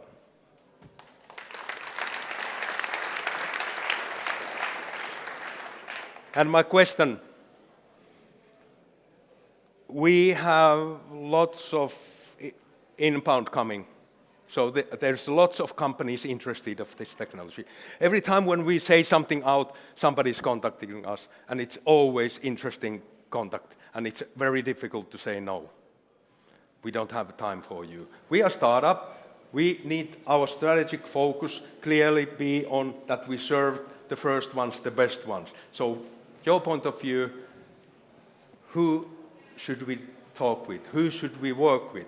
Big industry companies, global companies, or go to smaller local level and find local SME companies who can benefit a little bit faster maybe from this technology, but the impact is lower. I know that you answered already this is the same kind of a question, but... I can't believe that, just briefly, can't believe that I'm giving this advice, but you need to learn to say no in a very nice, engaging way. And that's advice probably for many of us. And I think what it comes down to is a mix. You need people that you can work with that are locally around where you can make quick progress. And you probably also need like a bigger company that in the end will help you to produce large scale. So you need to balance. But I think you guys have more experience in these food partnerships specifically. Well, maybe, but I really like your enthusiasm and your story, so that's a very big compliment. No, I think you're right. You have to learn to say no. So I would approach it in the way that, so what were the assumptions when we started? What have we really validated? So where are we certain that we have found a pain point for a customer? And where are we still looking to see if there's a match? Because these are less relevant at the moment. Because your objective is to make money as soon as possible. You have already industrialized in Switzerland, I understand. So my question would be, is that the 100% match, and why don't you take it from there then and try to expand from that base, indeed, maybe to a corporate, because they might be the most interesting in investing than in the technology. Of course, it's important to get this traction and something real to show to investors or the market. If it's in Switzerland, for now we know that we can deliver samples to industry. That's the most important thing from at this point. And of course, getting a fast traction, fast concrete product maybe to retailers to show that it's made from happy plant protein. Mm-hmm. Okay, but then my question is that, are they the customer that, so is it a development lab that only produces sample powder, or is it really also a food company? Is it a food ingredient company? Well, the focus in our company, definitely work with the technology and license the technology and get royalty from the production what the local producer does. And that's our interest. Not necessarily to sell the ingredient, but we recognize that getting in revenue faster, it's easy also to co-manufacture the ingredient and then start selling the ingredient to food industry. So the same question about the focus. But what we should do with the small organization. But that's maybe part of the answer, right? So probably you can ask, do you have all the infrastructure required to scale this process already? If they don't have it, then it's priority number 2 or 3, right? So you say, then I don't have time for you. Yeah. So one thing what we know, we don't want to build our own factory and put money in there. There is already this factory. So if they don't have the facility, then it should be already a no. And then we usually advise to go for small enterprises, because either way you don't have the capability to deliver the volumes that a corporate will need. So you need to have both, because yes, investors love LOIs and all that stuff. But to actually move the needle, you require the speed and the agility of small enterprises. And if they have already kind of the infrastructure, then it's potentially faster than with a corporate, right? Thank you. Thanks a lot, Thierry. Thank Please you. give him a big applause. We have one more startup to go, and we're coming back to Wageningen with Polik from Ardaya. Welcome, Polik. You're already here. Wait for your video, but we can start.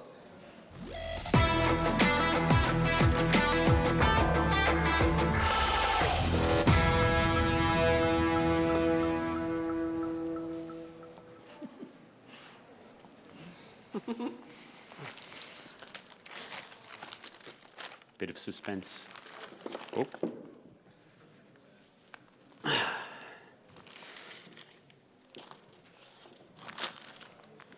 At Ardaya, we invent new crops using first principles design to solve global problems, starting with sustainable protein. Now, what do I mean by that? First of all, what is a crop? Well, all crops were once wild plants, and they were made into crops by the sustained effort of our ancestors, often thousands of years ago, right at the dawn of civilization. And for first principles design, well, let me illustrate that using a few of our older crops, or legacy crops, as we like to call them. This is a potato, and this is a sweet potato. These are both tuber crops. And what tuber crops have in common is an incredible yield potential. On the best fields, they can get over 100 tons per hectare. Unfortunately, though, they have very little protein. Now, if you want protein, you need something like this. This is a fava bean, a pea, and a soybean. These are all legumes. And what legumes have is an amazing ability to make their own nitrogen fertilizer, because of which they're super rich in protein. Now, if you wanted to produce a lot of protein, what you would like is a crop that had the yield potential of a tuber and the protein potential of a legume. That is first principles design applied to crops. And of course, that is what we do at Ardaya. This is an Ardacker.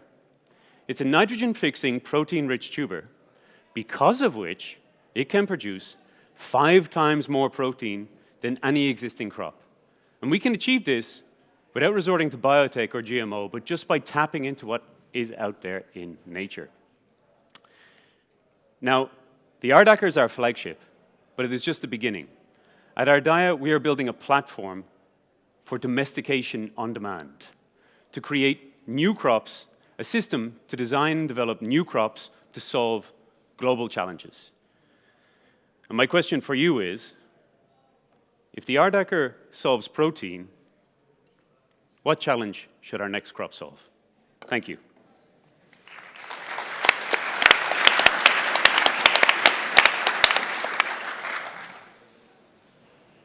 I don't know where to start, because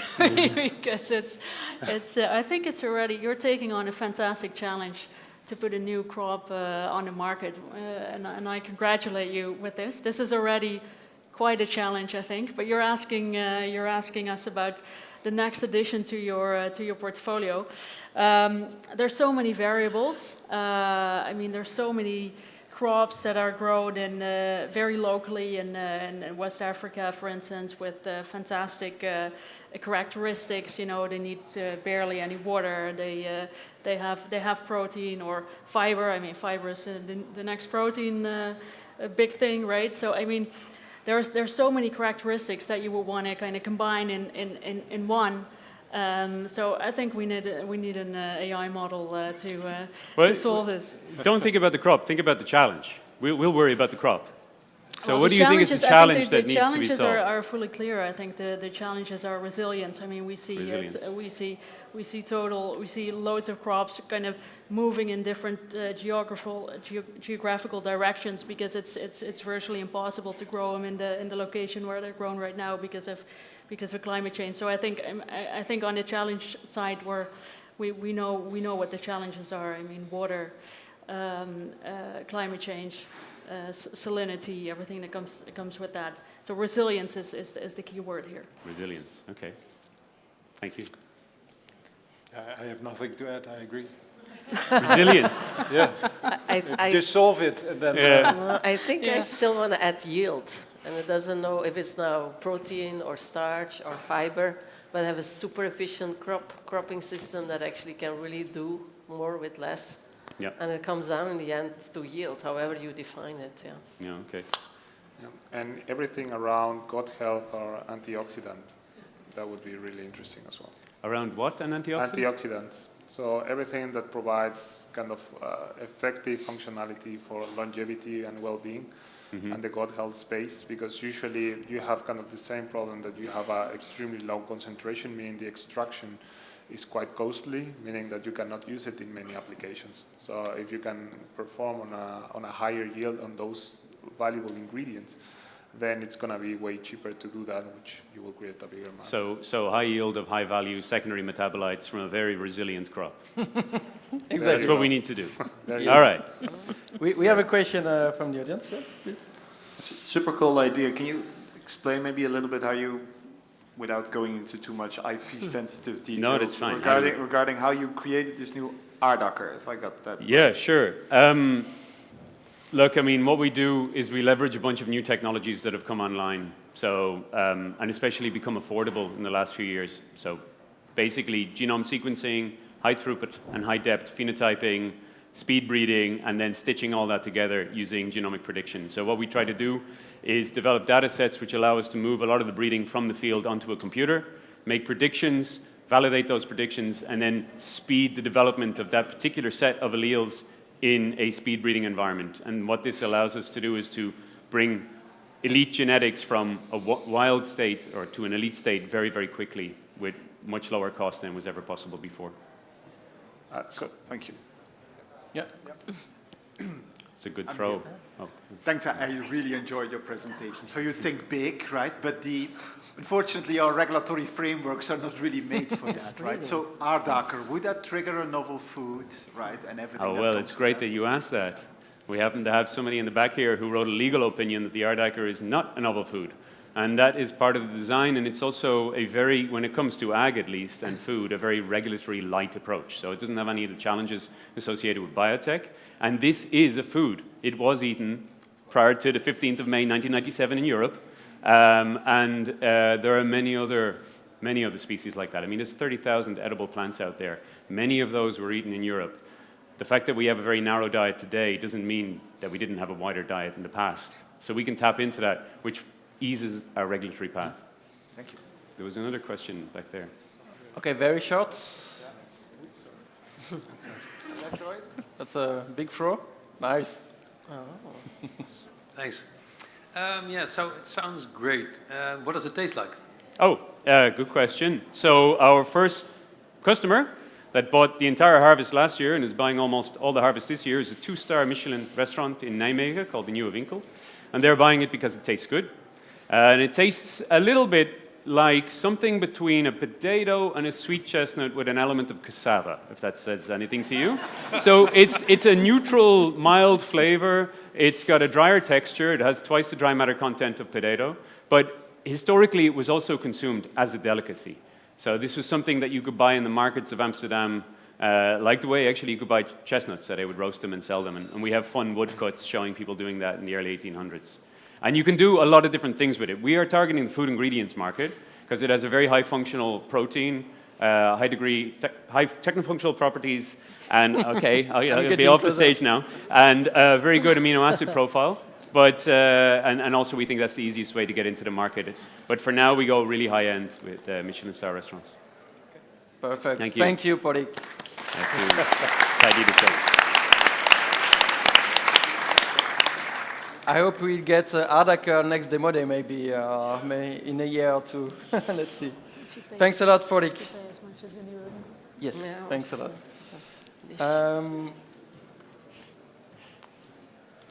That was it.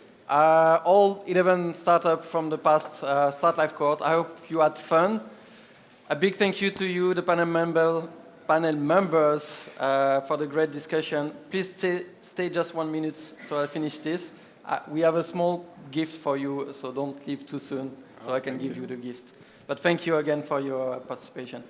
And also, by the way, for your participation on stage, but also behind the scenes every day at StartLife. So thanks a lot. Okay.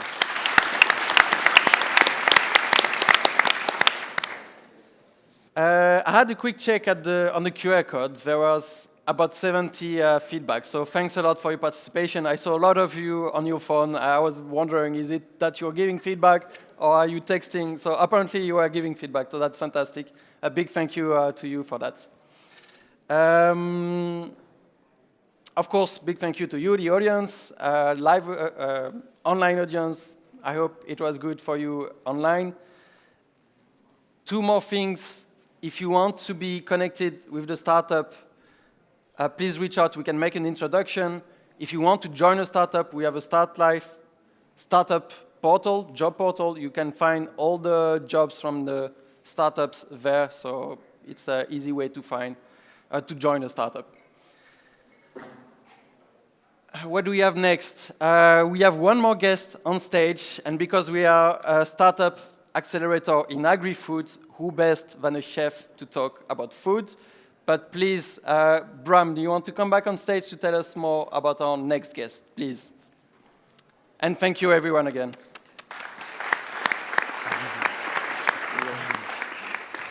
All right, thank you, Sean.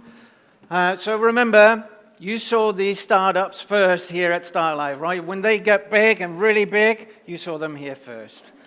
Let me see. What do you have here? A nice picture. And yes. So we're getting close to the end of the program. It's really sad, of course, but we have to wrap it up. And we wrap up with a really nice street view. Our next and final speaker literally brings transformation to the table. You can already see it. It's Christian Weij. He's a Dutch chef, a fermentation pioneer, and a local hero, I would say, because he's from Ede, right? Yes, absolutely. Why is he a hero? Well, last year, his book, Verrot Lekker, which translates to, I suppose, rotten, tasty, was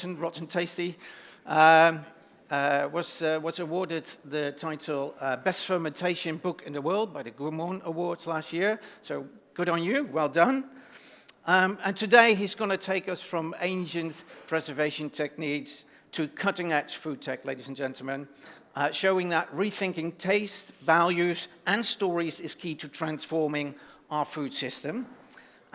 Today he will challenge us, as a final note, to embrace the peculiar, question the status quo, and support ideas that might seem indigestible now, but will shape tomorrow. Well, with that kind introduction, ladies and gentlemen, Christian Weij.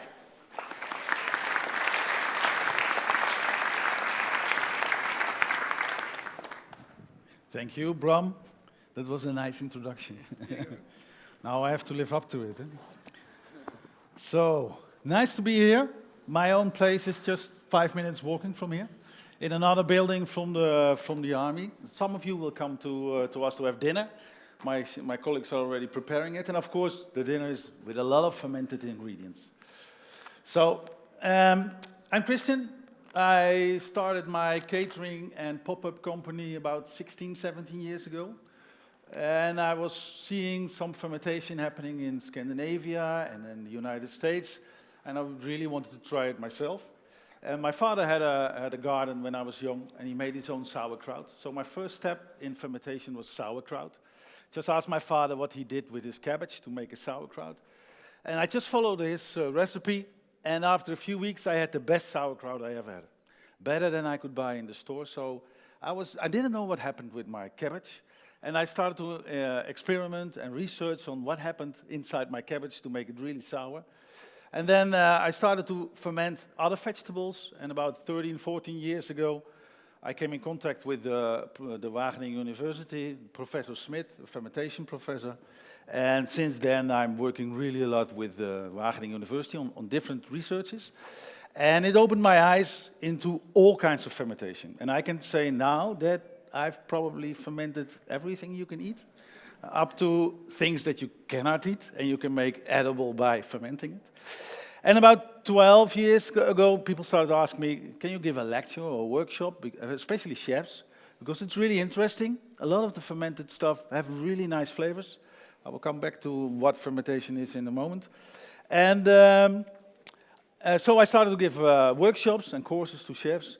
And then at one point they started to ask me, can't you write a book? Because it's so interesting, all this fermentation stuff. There was no book in Holland about fermentation, so I found a publisher in Amsterdam. They are called the Innovative Publishers, so that was, I was really happy that they would join me on this adventure.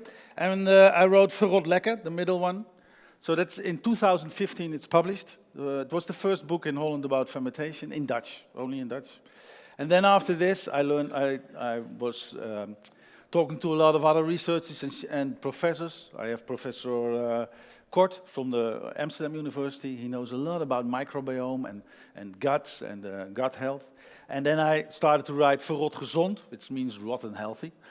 And the last one, it's my sourdough book. Actually, sourdough I'm doing already for 20 years. And in the corona time, people started to make sourdough. So last year we thought maybe it's a good idea to have a sourdough book as well. And like Bram said, this one is got an award last year for best fermentation book in the world. Of course, Noma was a few years ago, and Sandor Katz was a few years ago. But it's really, I was really surprised to be in this list of my heroes. And especially because it's 10 years old. But you see, 10 years ago, people told me I was nuts and it was dangerous. but you see what can happen if you just stick to your ideas and you do a lot of research and you talk to researchers and you use the data they have to make new things. And also very nice, my sourdough book was second best bread book in the world. So I'm doing a lot of things. I'm a fermentation coach, so I teach a lot to chefs. Actually, the Nieuwe Winkel, where the aardakker is going, was one of the first chefs, Emil, even before my book was there. Then I teach a lot about fermentation.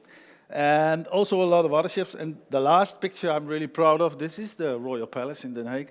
I got an email a few years ago saying that I have a team of chefs and we want to learn about fermentation and the whole list. We want to learn kombucha, kimchi, miso, everything. Everything was on the list. And on the bottom it says, I will explain who we are. We are the chefs of the king. So I went 3 days into the Royal Palace to teach them about fermentation. That's about 6 years ago, and the king is still alive. So this is... I told them, don't call me if something happens. But it's a joke, because fermentation is safe. I will come to this. So you saw... Let's go back one. This is my place. For the people who are coming for dinner tonight, you will be having dinner in my hall. We do everything about inspiring and about real food. So fermentation, what's fermentation? This is all fermented. A lot of our food is fermented without knowing. For a lot of people, they don't know it. Like bread and butter and cheese and yogurt and quark and soy sauce and miso and beer and wine and olives and I can go on for a few minutes with the list. The list is very, very long. A lot of our food is fermented without that we think about it. Like malts. We use a lot of malts to create cheese, but especially when you go to Asia, you see malts being used much more than in Europe. And this is one of the things we do right now. We do a lot of research on malts in European dishes, because it's really a new, innovative way of creating really nice dishes. Yeast, of course, we know it from bread and beer and wine, and even cheese. And bacteria. Bacteria is a big group. The biggest group of fermenting microbes is the lactic acid bacteria. They are always there. If you make kimchi, sauerkraut, cheese, yogurt, sour beer, natural wine, charcuterie, they are always there. So this is really a big group of bacteria we use to ferment a lot. But it started all with the hunters and gatherers. We always say that the border between hunters and gatherers and the people we are right now with culture is agriculture, that we started to find out how to grow crops. But actually, there is a much more important thing before this. And that's the discovery of how to preserve food. And fermentation was one of the biggest ones. If you don't know how to preserve food, you will not grow crops. Because you put a lot of energy and time in something, and you don't know how to save it for later. So the discovery of preservation was very important for us. If we didn't discover this, if we would not have been discovering all of these different techniques, we would still be hunters and gatherers. Maybe this would be better for the planet, but for our culture, this was a very important moment. Here you see some microbes fighting, because what we do actually in fermentation is we use microbes to make something that kill other microbes. Think about alcohol. Yeast is making alcohol from sugar just to kill the competition, just to make himself safe from other microbes. Lactic acid bacteria and vinegar bacteria do the same thing. They make a kind of sourness, an acid to keep themselves safe. And even molds. The first antibiotics we used was penicillinum from the blue and the white molds from the cheese. So all these microbes make something to kill the others, and that's what we use in fermentation to make a product safe. And the nice thing is, we know that bacteria exist since Antonie van Leeuwenhoek was the first person who saw bacteria. He made a really good microscope to see them. But before him, we made everything. We made soy sauce, we made cheese, we made sauerkraut, we made everything. So our ancestors, they knew how to make things, but they didn't know why they had to do this. They knew if I mix salt in my vegetable, it becomes sour, but they didn't know why. So, and this means two things. First of all, if you can do this without dying, Then it must be safe, a fermented product. And the second one, it must really be easy to ferment. And a lot of fermentation products are really easy to make. And now you see a lot of research being done. When my book was published in 2015, in 2015, I was already working with Professor Smith and other scientists, so they really looked into my book if it was all right what I was telling. But if you look at now, 10 years later, almost half of the knowledge we have about fermentation is from the past 10 years. Because research is much cheaper, we can research much deeper, and the professor is always saying, the way we look into the sky, to the planet, to the other stars and stuff, is not the only thing. We are also looking very deep into the microbe world, and this is really a nice thing. The coming years, we will hear a lot about health, especially health and microbes. We should live more dirty. If you come to me tonight for the dinner, you will see my pigs. Just watch them for 5 minutes, how they live, and you know what life on this planet is. So this is a nice research we've been doing on miso. We make a lot of miso. Miso is a mold product we have from Asia. It's a mold that we use for soy sauce, for miso, for sake, for ketchup, for gochujang. A lot of products in Asia are made with this. And this mold creates enzymes to break down starches, to break down fat and proteins. So this is one of the microbes with the biggest appetite in the world. It doesn't matter what you give to this mold, he will create something. You see an example here. You see unfermented wheat. If we put the mold on it and mix it with salt, after 6 weeks, you get about 200 flavors. Unfermented wheat has about 9 flavors. And if you keep it for a year, you see more than 400 flavors. So in a simple product as wheat, you can get a lot of flavors. And that's why it's so interesting for the future, for especially plant-based food. Waste. Waste, in my eyes, don't exist. You know, we can make something from everything, especially when you have the fermentation techniques. There's always a microbe that can create something out of it. And if you think about, I'm going all around the globe to talk about waste and fermentation, and people say, "Oh, that's new. That's really a nice innovation." It's not an innovation, because somebody was trying blue cheese for the first time. Somebody tried blue cheese for the first time. If it was up to us, if we would have seen blue cheese as the first person on the world, we would trash it. We would say this is waste. And this is for every fermentation, every fermented product. If it's fish sauce, soy sauce, or cheese, or it doesn't matter what, somebody tried it for the first time, not because he or she wanted to make cheese, but just because they were hungry and you put a lot of energy in your products. So you would try it if you didn't have anything else. So actually, a lot of our fermented products are waste products. Here you see vinegar. Vinegar is very easy. You only need alcohol and you need vinegar bacteria. If you put them together, let a lot of your oxygen come in, you get vinegar. At my place, we foam off the beer behind the bar. Every bar in Holland is doing this. The foam, it's beer with alcohol. We keep it, we make vinegar out of it. Same with the wine. This is koji. This is the base of miso and soy sauce. This is the incredible mold that can create anything from trash. And what we do is like miso. Miso is kind of soy sauce, but more thick. Same mold, same technique, only more water. Less water and less salt. And we have been testing and experimenting with this mold for 12 years on misos. And now we are doing this with a big conserve factory in Holland.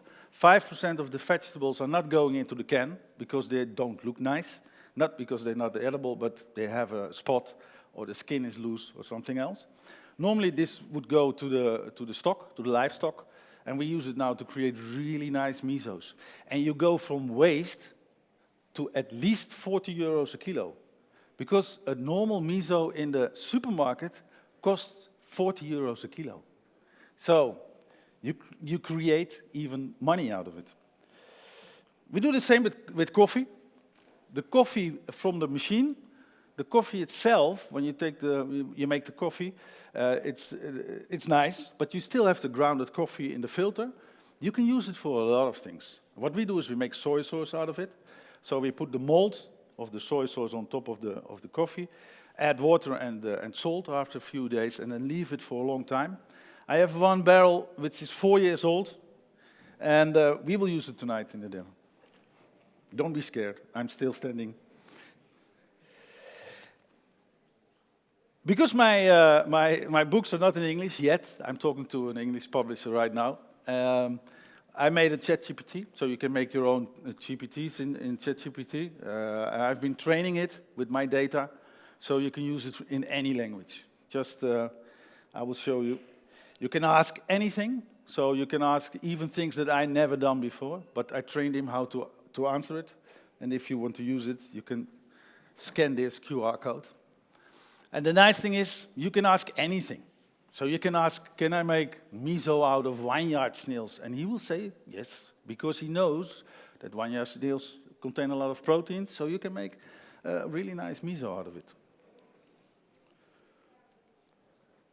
And it's exactly on the time, I think. I can talk about this for days and days. My longest course is about 5 days. But you see that fermentation, for me, is a really important technique for the future, to be more sustainable. We don't need energy to keep food preserved. If you put it in the freezer, if you put vegetables in the freezer, you need a lot of energy.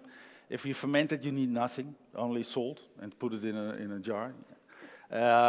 You can use any waste product to make a new thing. You know, a lot of our waste can be changed into new products by fermentation. And fermentation is also very healthy, and in the future we will hear more about this. So, thank you for listening.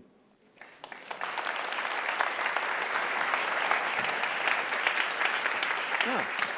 It's actually, we still have a little bit of time left, actually. So if there are any questions, maybe, for Christian.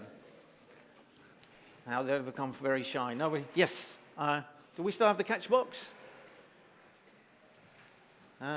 Hold on. Just a few seconds.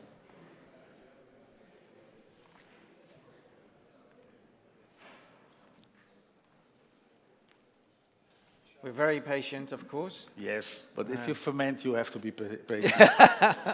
That's the biggest ingredient in every fermentation. How long does the fermentation process typically take?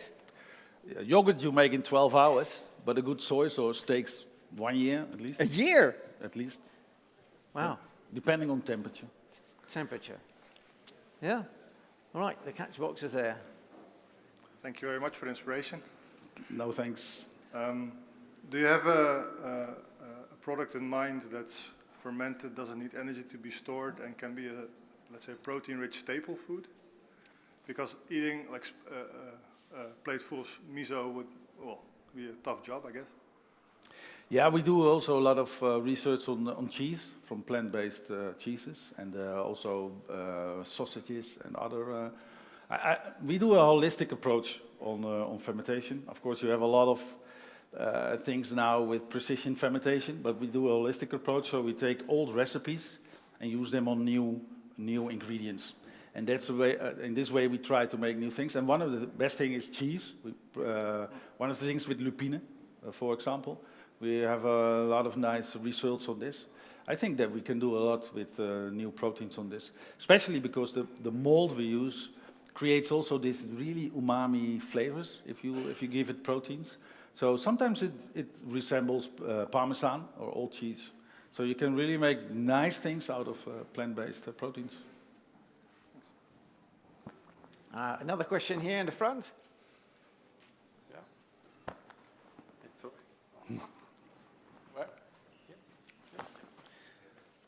Yeah, thanks for the interesting talk. I was curious, where are you sourcing your cultures from? Because I can imagine over the years you experiment with cultures from molds all over the world, or do you have your cultures more locally? Both. So we have wild fermentations, like almost every vegetable fermentation you can do wild. I mean, there are a lot of good microbes on the vegetables and your hands, because the Koreans know already for centuries that the best fermentation starters are right here in your fingers, because we all have lactic acid bacteria and yeast on our hands. But also we buy them. So there are a lot of nice websites, but also for the molds, we can buy them in Japan directly from where they are created. I can make my own molds by sporulating the mold, but we found out that it's better to buy really controlled, so we have the same quantity, the same quality as we like. So, but I also love wild fermentation, like sourdough. Those things are all wild. Beer, wine. Oh, more questions. Yeah, thanks. I was curious. In the beginning, you said I can actually ferment stuff that's not edible, but makes edible. So, what's the top 3? Cheers. The top 3: rabbit ears, Rabbit ears, yeah. Rabbit ears, yeah. Duck feathers. Yeah, crickets. It's edible, of course, but we can make it really nice with the fermentation. Crickets and worms, we can make them nice. And I was thinking about putting all the plagues we have with insects, maybe the hornage, the big ones. We can make nice miso out of it. Yes, one more. Another? One more. Yeah. Yeah, thank you. I was wondering, you are doing this yourself and you have some partners, but would this also be an interesting technology or way of working for like big corporates like, I don't know, Unilever or something like that, so that it would be more widely spread? Or yes, of course, and I'm working with big industry as well. It starts with inspiration. So actually I'm doing a lot with Unilever. Okay. So I'm doing a lot of inspirational sessions with them, because of course they like flavor, and they know as well that we missed somewhere along the line last few years the right step. Yeah. And a lot of them want to do a step back and see what can we do, because it's a really good way of preserving food. And yeah. I've done a lot with big companies. And actually, I'm busy with a really big meat company on something plant-based. I cannot tell anything about it, but it's really big. And because fermentation, if you taste it, almost everything we really like is fermented. Yeah. And that's why if you let it taste to the industry, they have the same mind-blowing experience. But the only thing is, it's really hard to keep the same flavor every time, over and over and over. And that's why we don't do it a lot in the big industry. Yeah. Okay, cool. It's good that you have such a big impact then. Yeah. Thank you. I think there was another question. Yeah?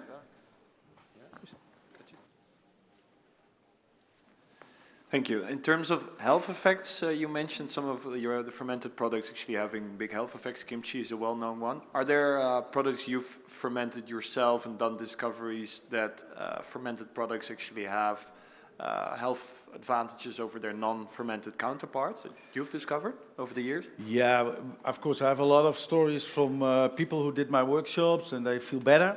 But we actually did science project with the Maag, Lever en Darmstichting in Holland, with 150 people with gut problems, with the Wageningen University and the Amsterdam University. And we gave them, they were separated in groups. In 6 weeks they got all a different diet. And I wrote the fermentation diet. So they had to eat 6 portions of fermented food every day. Not big portions, but just, a fork of kimchi with a bread of cheese, a little bit kombucha, those kind of things. And what we saw after 6 weeks in the fermented group is that, first of all, they had less pain in their stomachs, in their guts. Second of all, their immune system was really better in 6 weeks. They were, had a better immune system. They slept better, and you see, and this is not the only research that is showing this.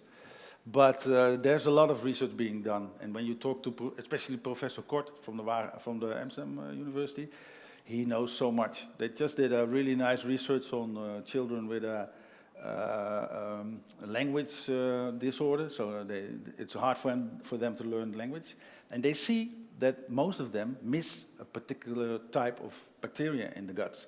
And the nice thing of this is they see the same bacteria in a large quantity with top sporters. So they are doing now other research on this bacteria. What does it mean and what does it do for us as humans? And there are a lot more. The most interesting one, I think, is it's in science from the Maastricht University. 2015, it was published, and it was published under the name Witlof. I don't know. It's andijf in English.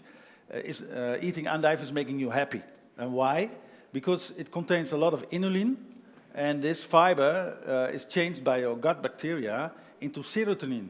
So the more inulin you get, the more the onion, leeks, garlic, those things you eat, the more happy you start to feel. And there are so much of this kind of research is showing that we should eat more dirty. Thank you.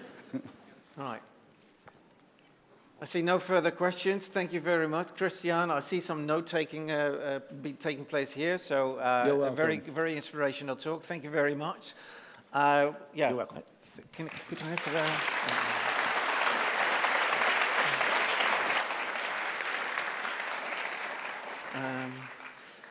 so this was the end of our day program, or all the talks and all the conversations that you can continue right now with the drinks and the food. This is obviously good news. First of all, or lastly, once again, I would like to thank everybody here. Again, all the partners that have supported us over all these years. They've been all been mentioned before. Also, in particular, the startups that have pitched it, but also a few that have provided some of the food, which included Revive, Time Traveling Milkman, and Choc Bite. If you haven't tried it yet, you can still do so. Of course, I would like to thank the whole StartLife team for the efforts to organize this event. In addition, I would like to thank Bart from IO Plus. Are you here? I haven't seen you. Here. For helping us produce this magazine. There's a one copy for everyone at the front desk. So please take one upon your departure. Also, Natasha, our event manager. Thank you very much for helping us out. Yeah. The online audience, also, we hope you enjoyed the online program as well. Last, let me check. Online, thank you. Food for Thought, Magazine, Expo. Yes, obviously, there's still the startups you can visit and talk to them. They would love to talk to you. Final thing, I'd like to invite all the pitching startups, the StartLife team, if they're still here, Marjolein, Sebastian, and the coaching panel members to come to the stage for a group photo. You don't have to wait, don't worry. But one reminder for the StartLife partners who registered for the partner dinner, please make sure to meet us at 6 o'clock at the doors here. Then we walk to Christian Weij. For those who are now especially after Christian says, like, am I missing that? Yes, if you quickly sign up for a partnership in the next few minutes, you might still be able to join. Please see Nikki if you're interested, yes? All right, thank you very much. Enjoy the drinks.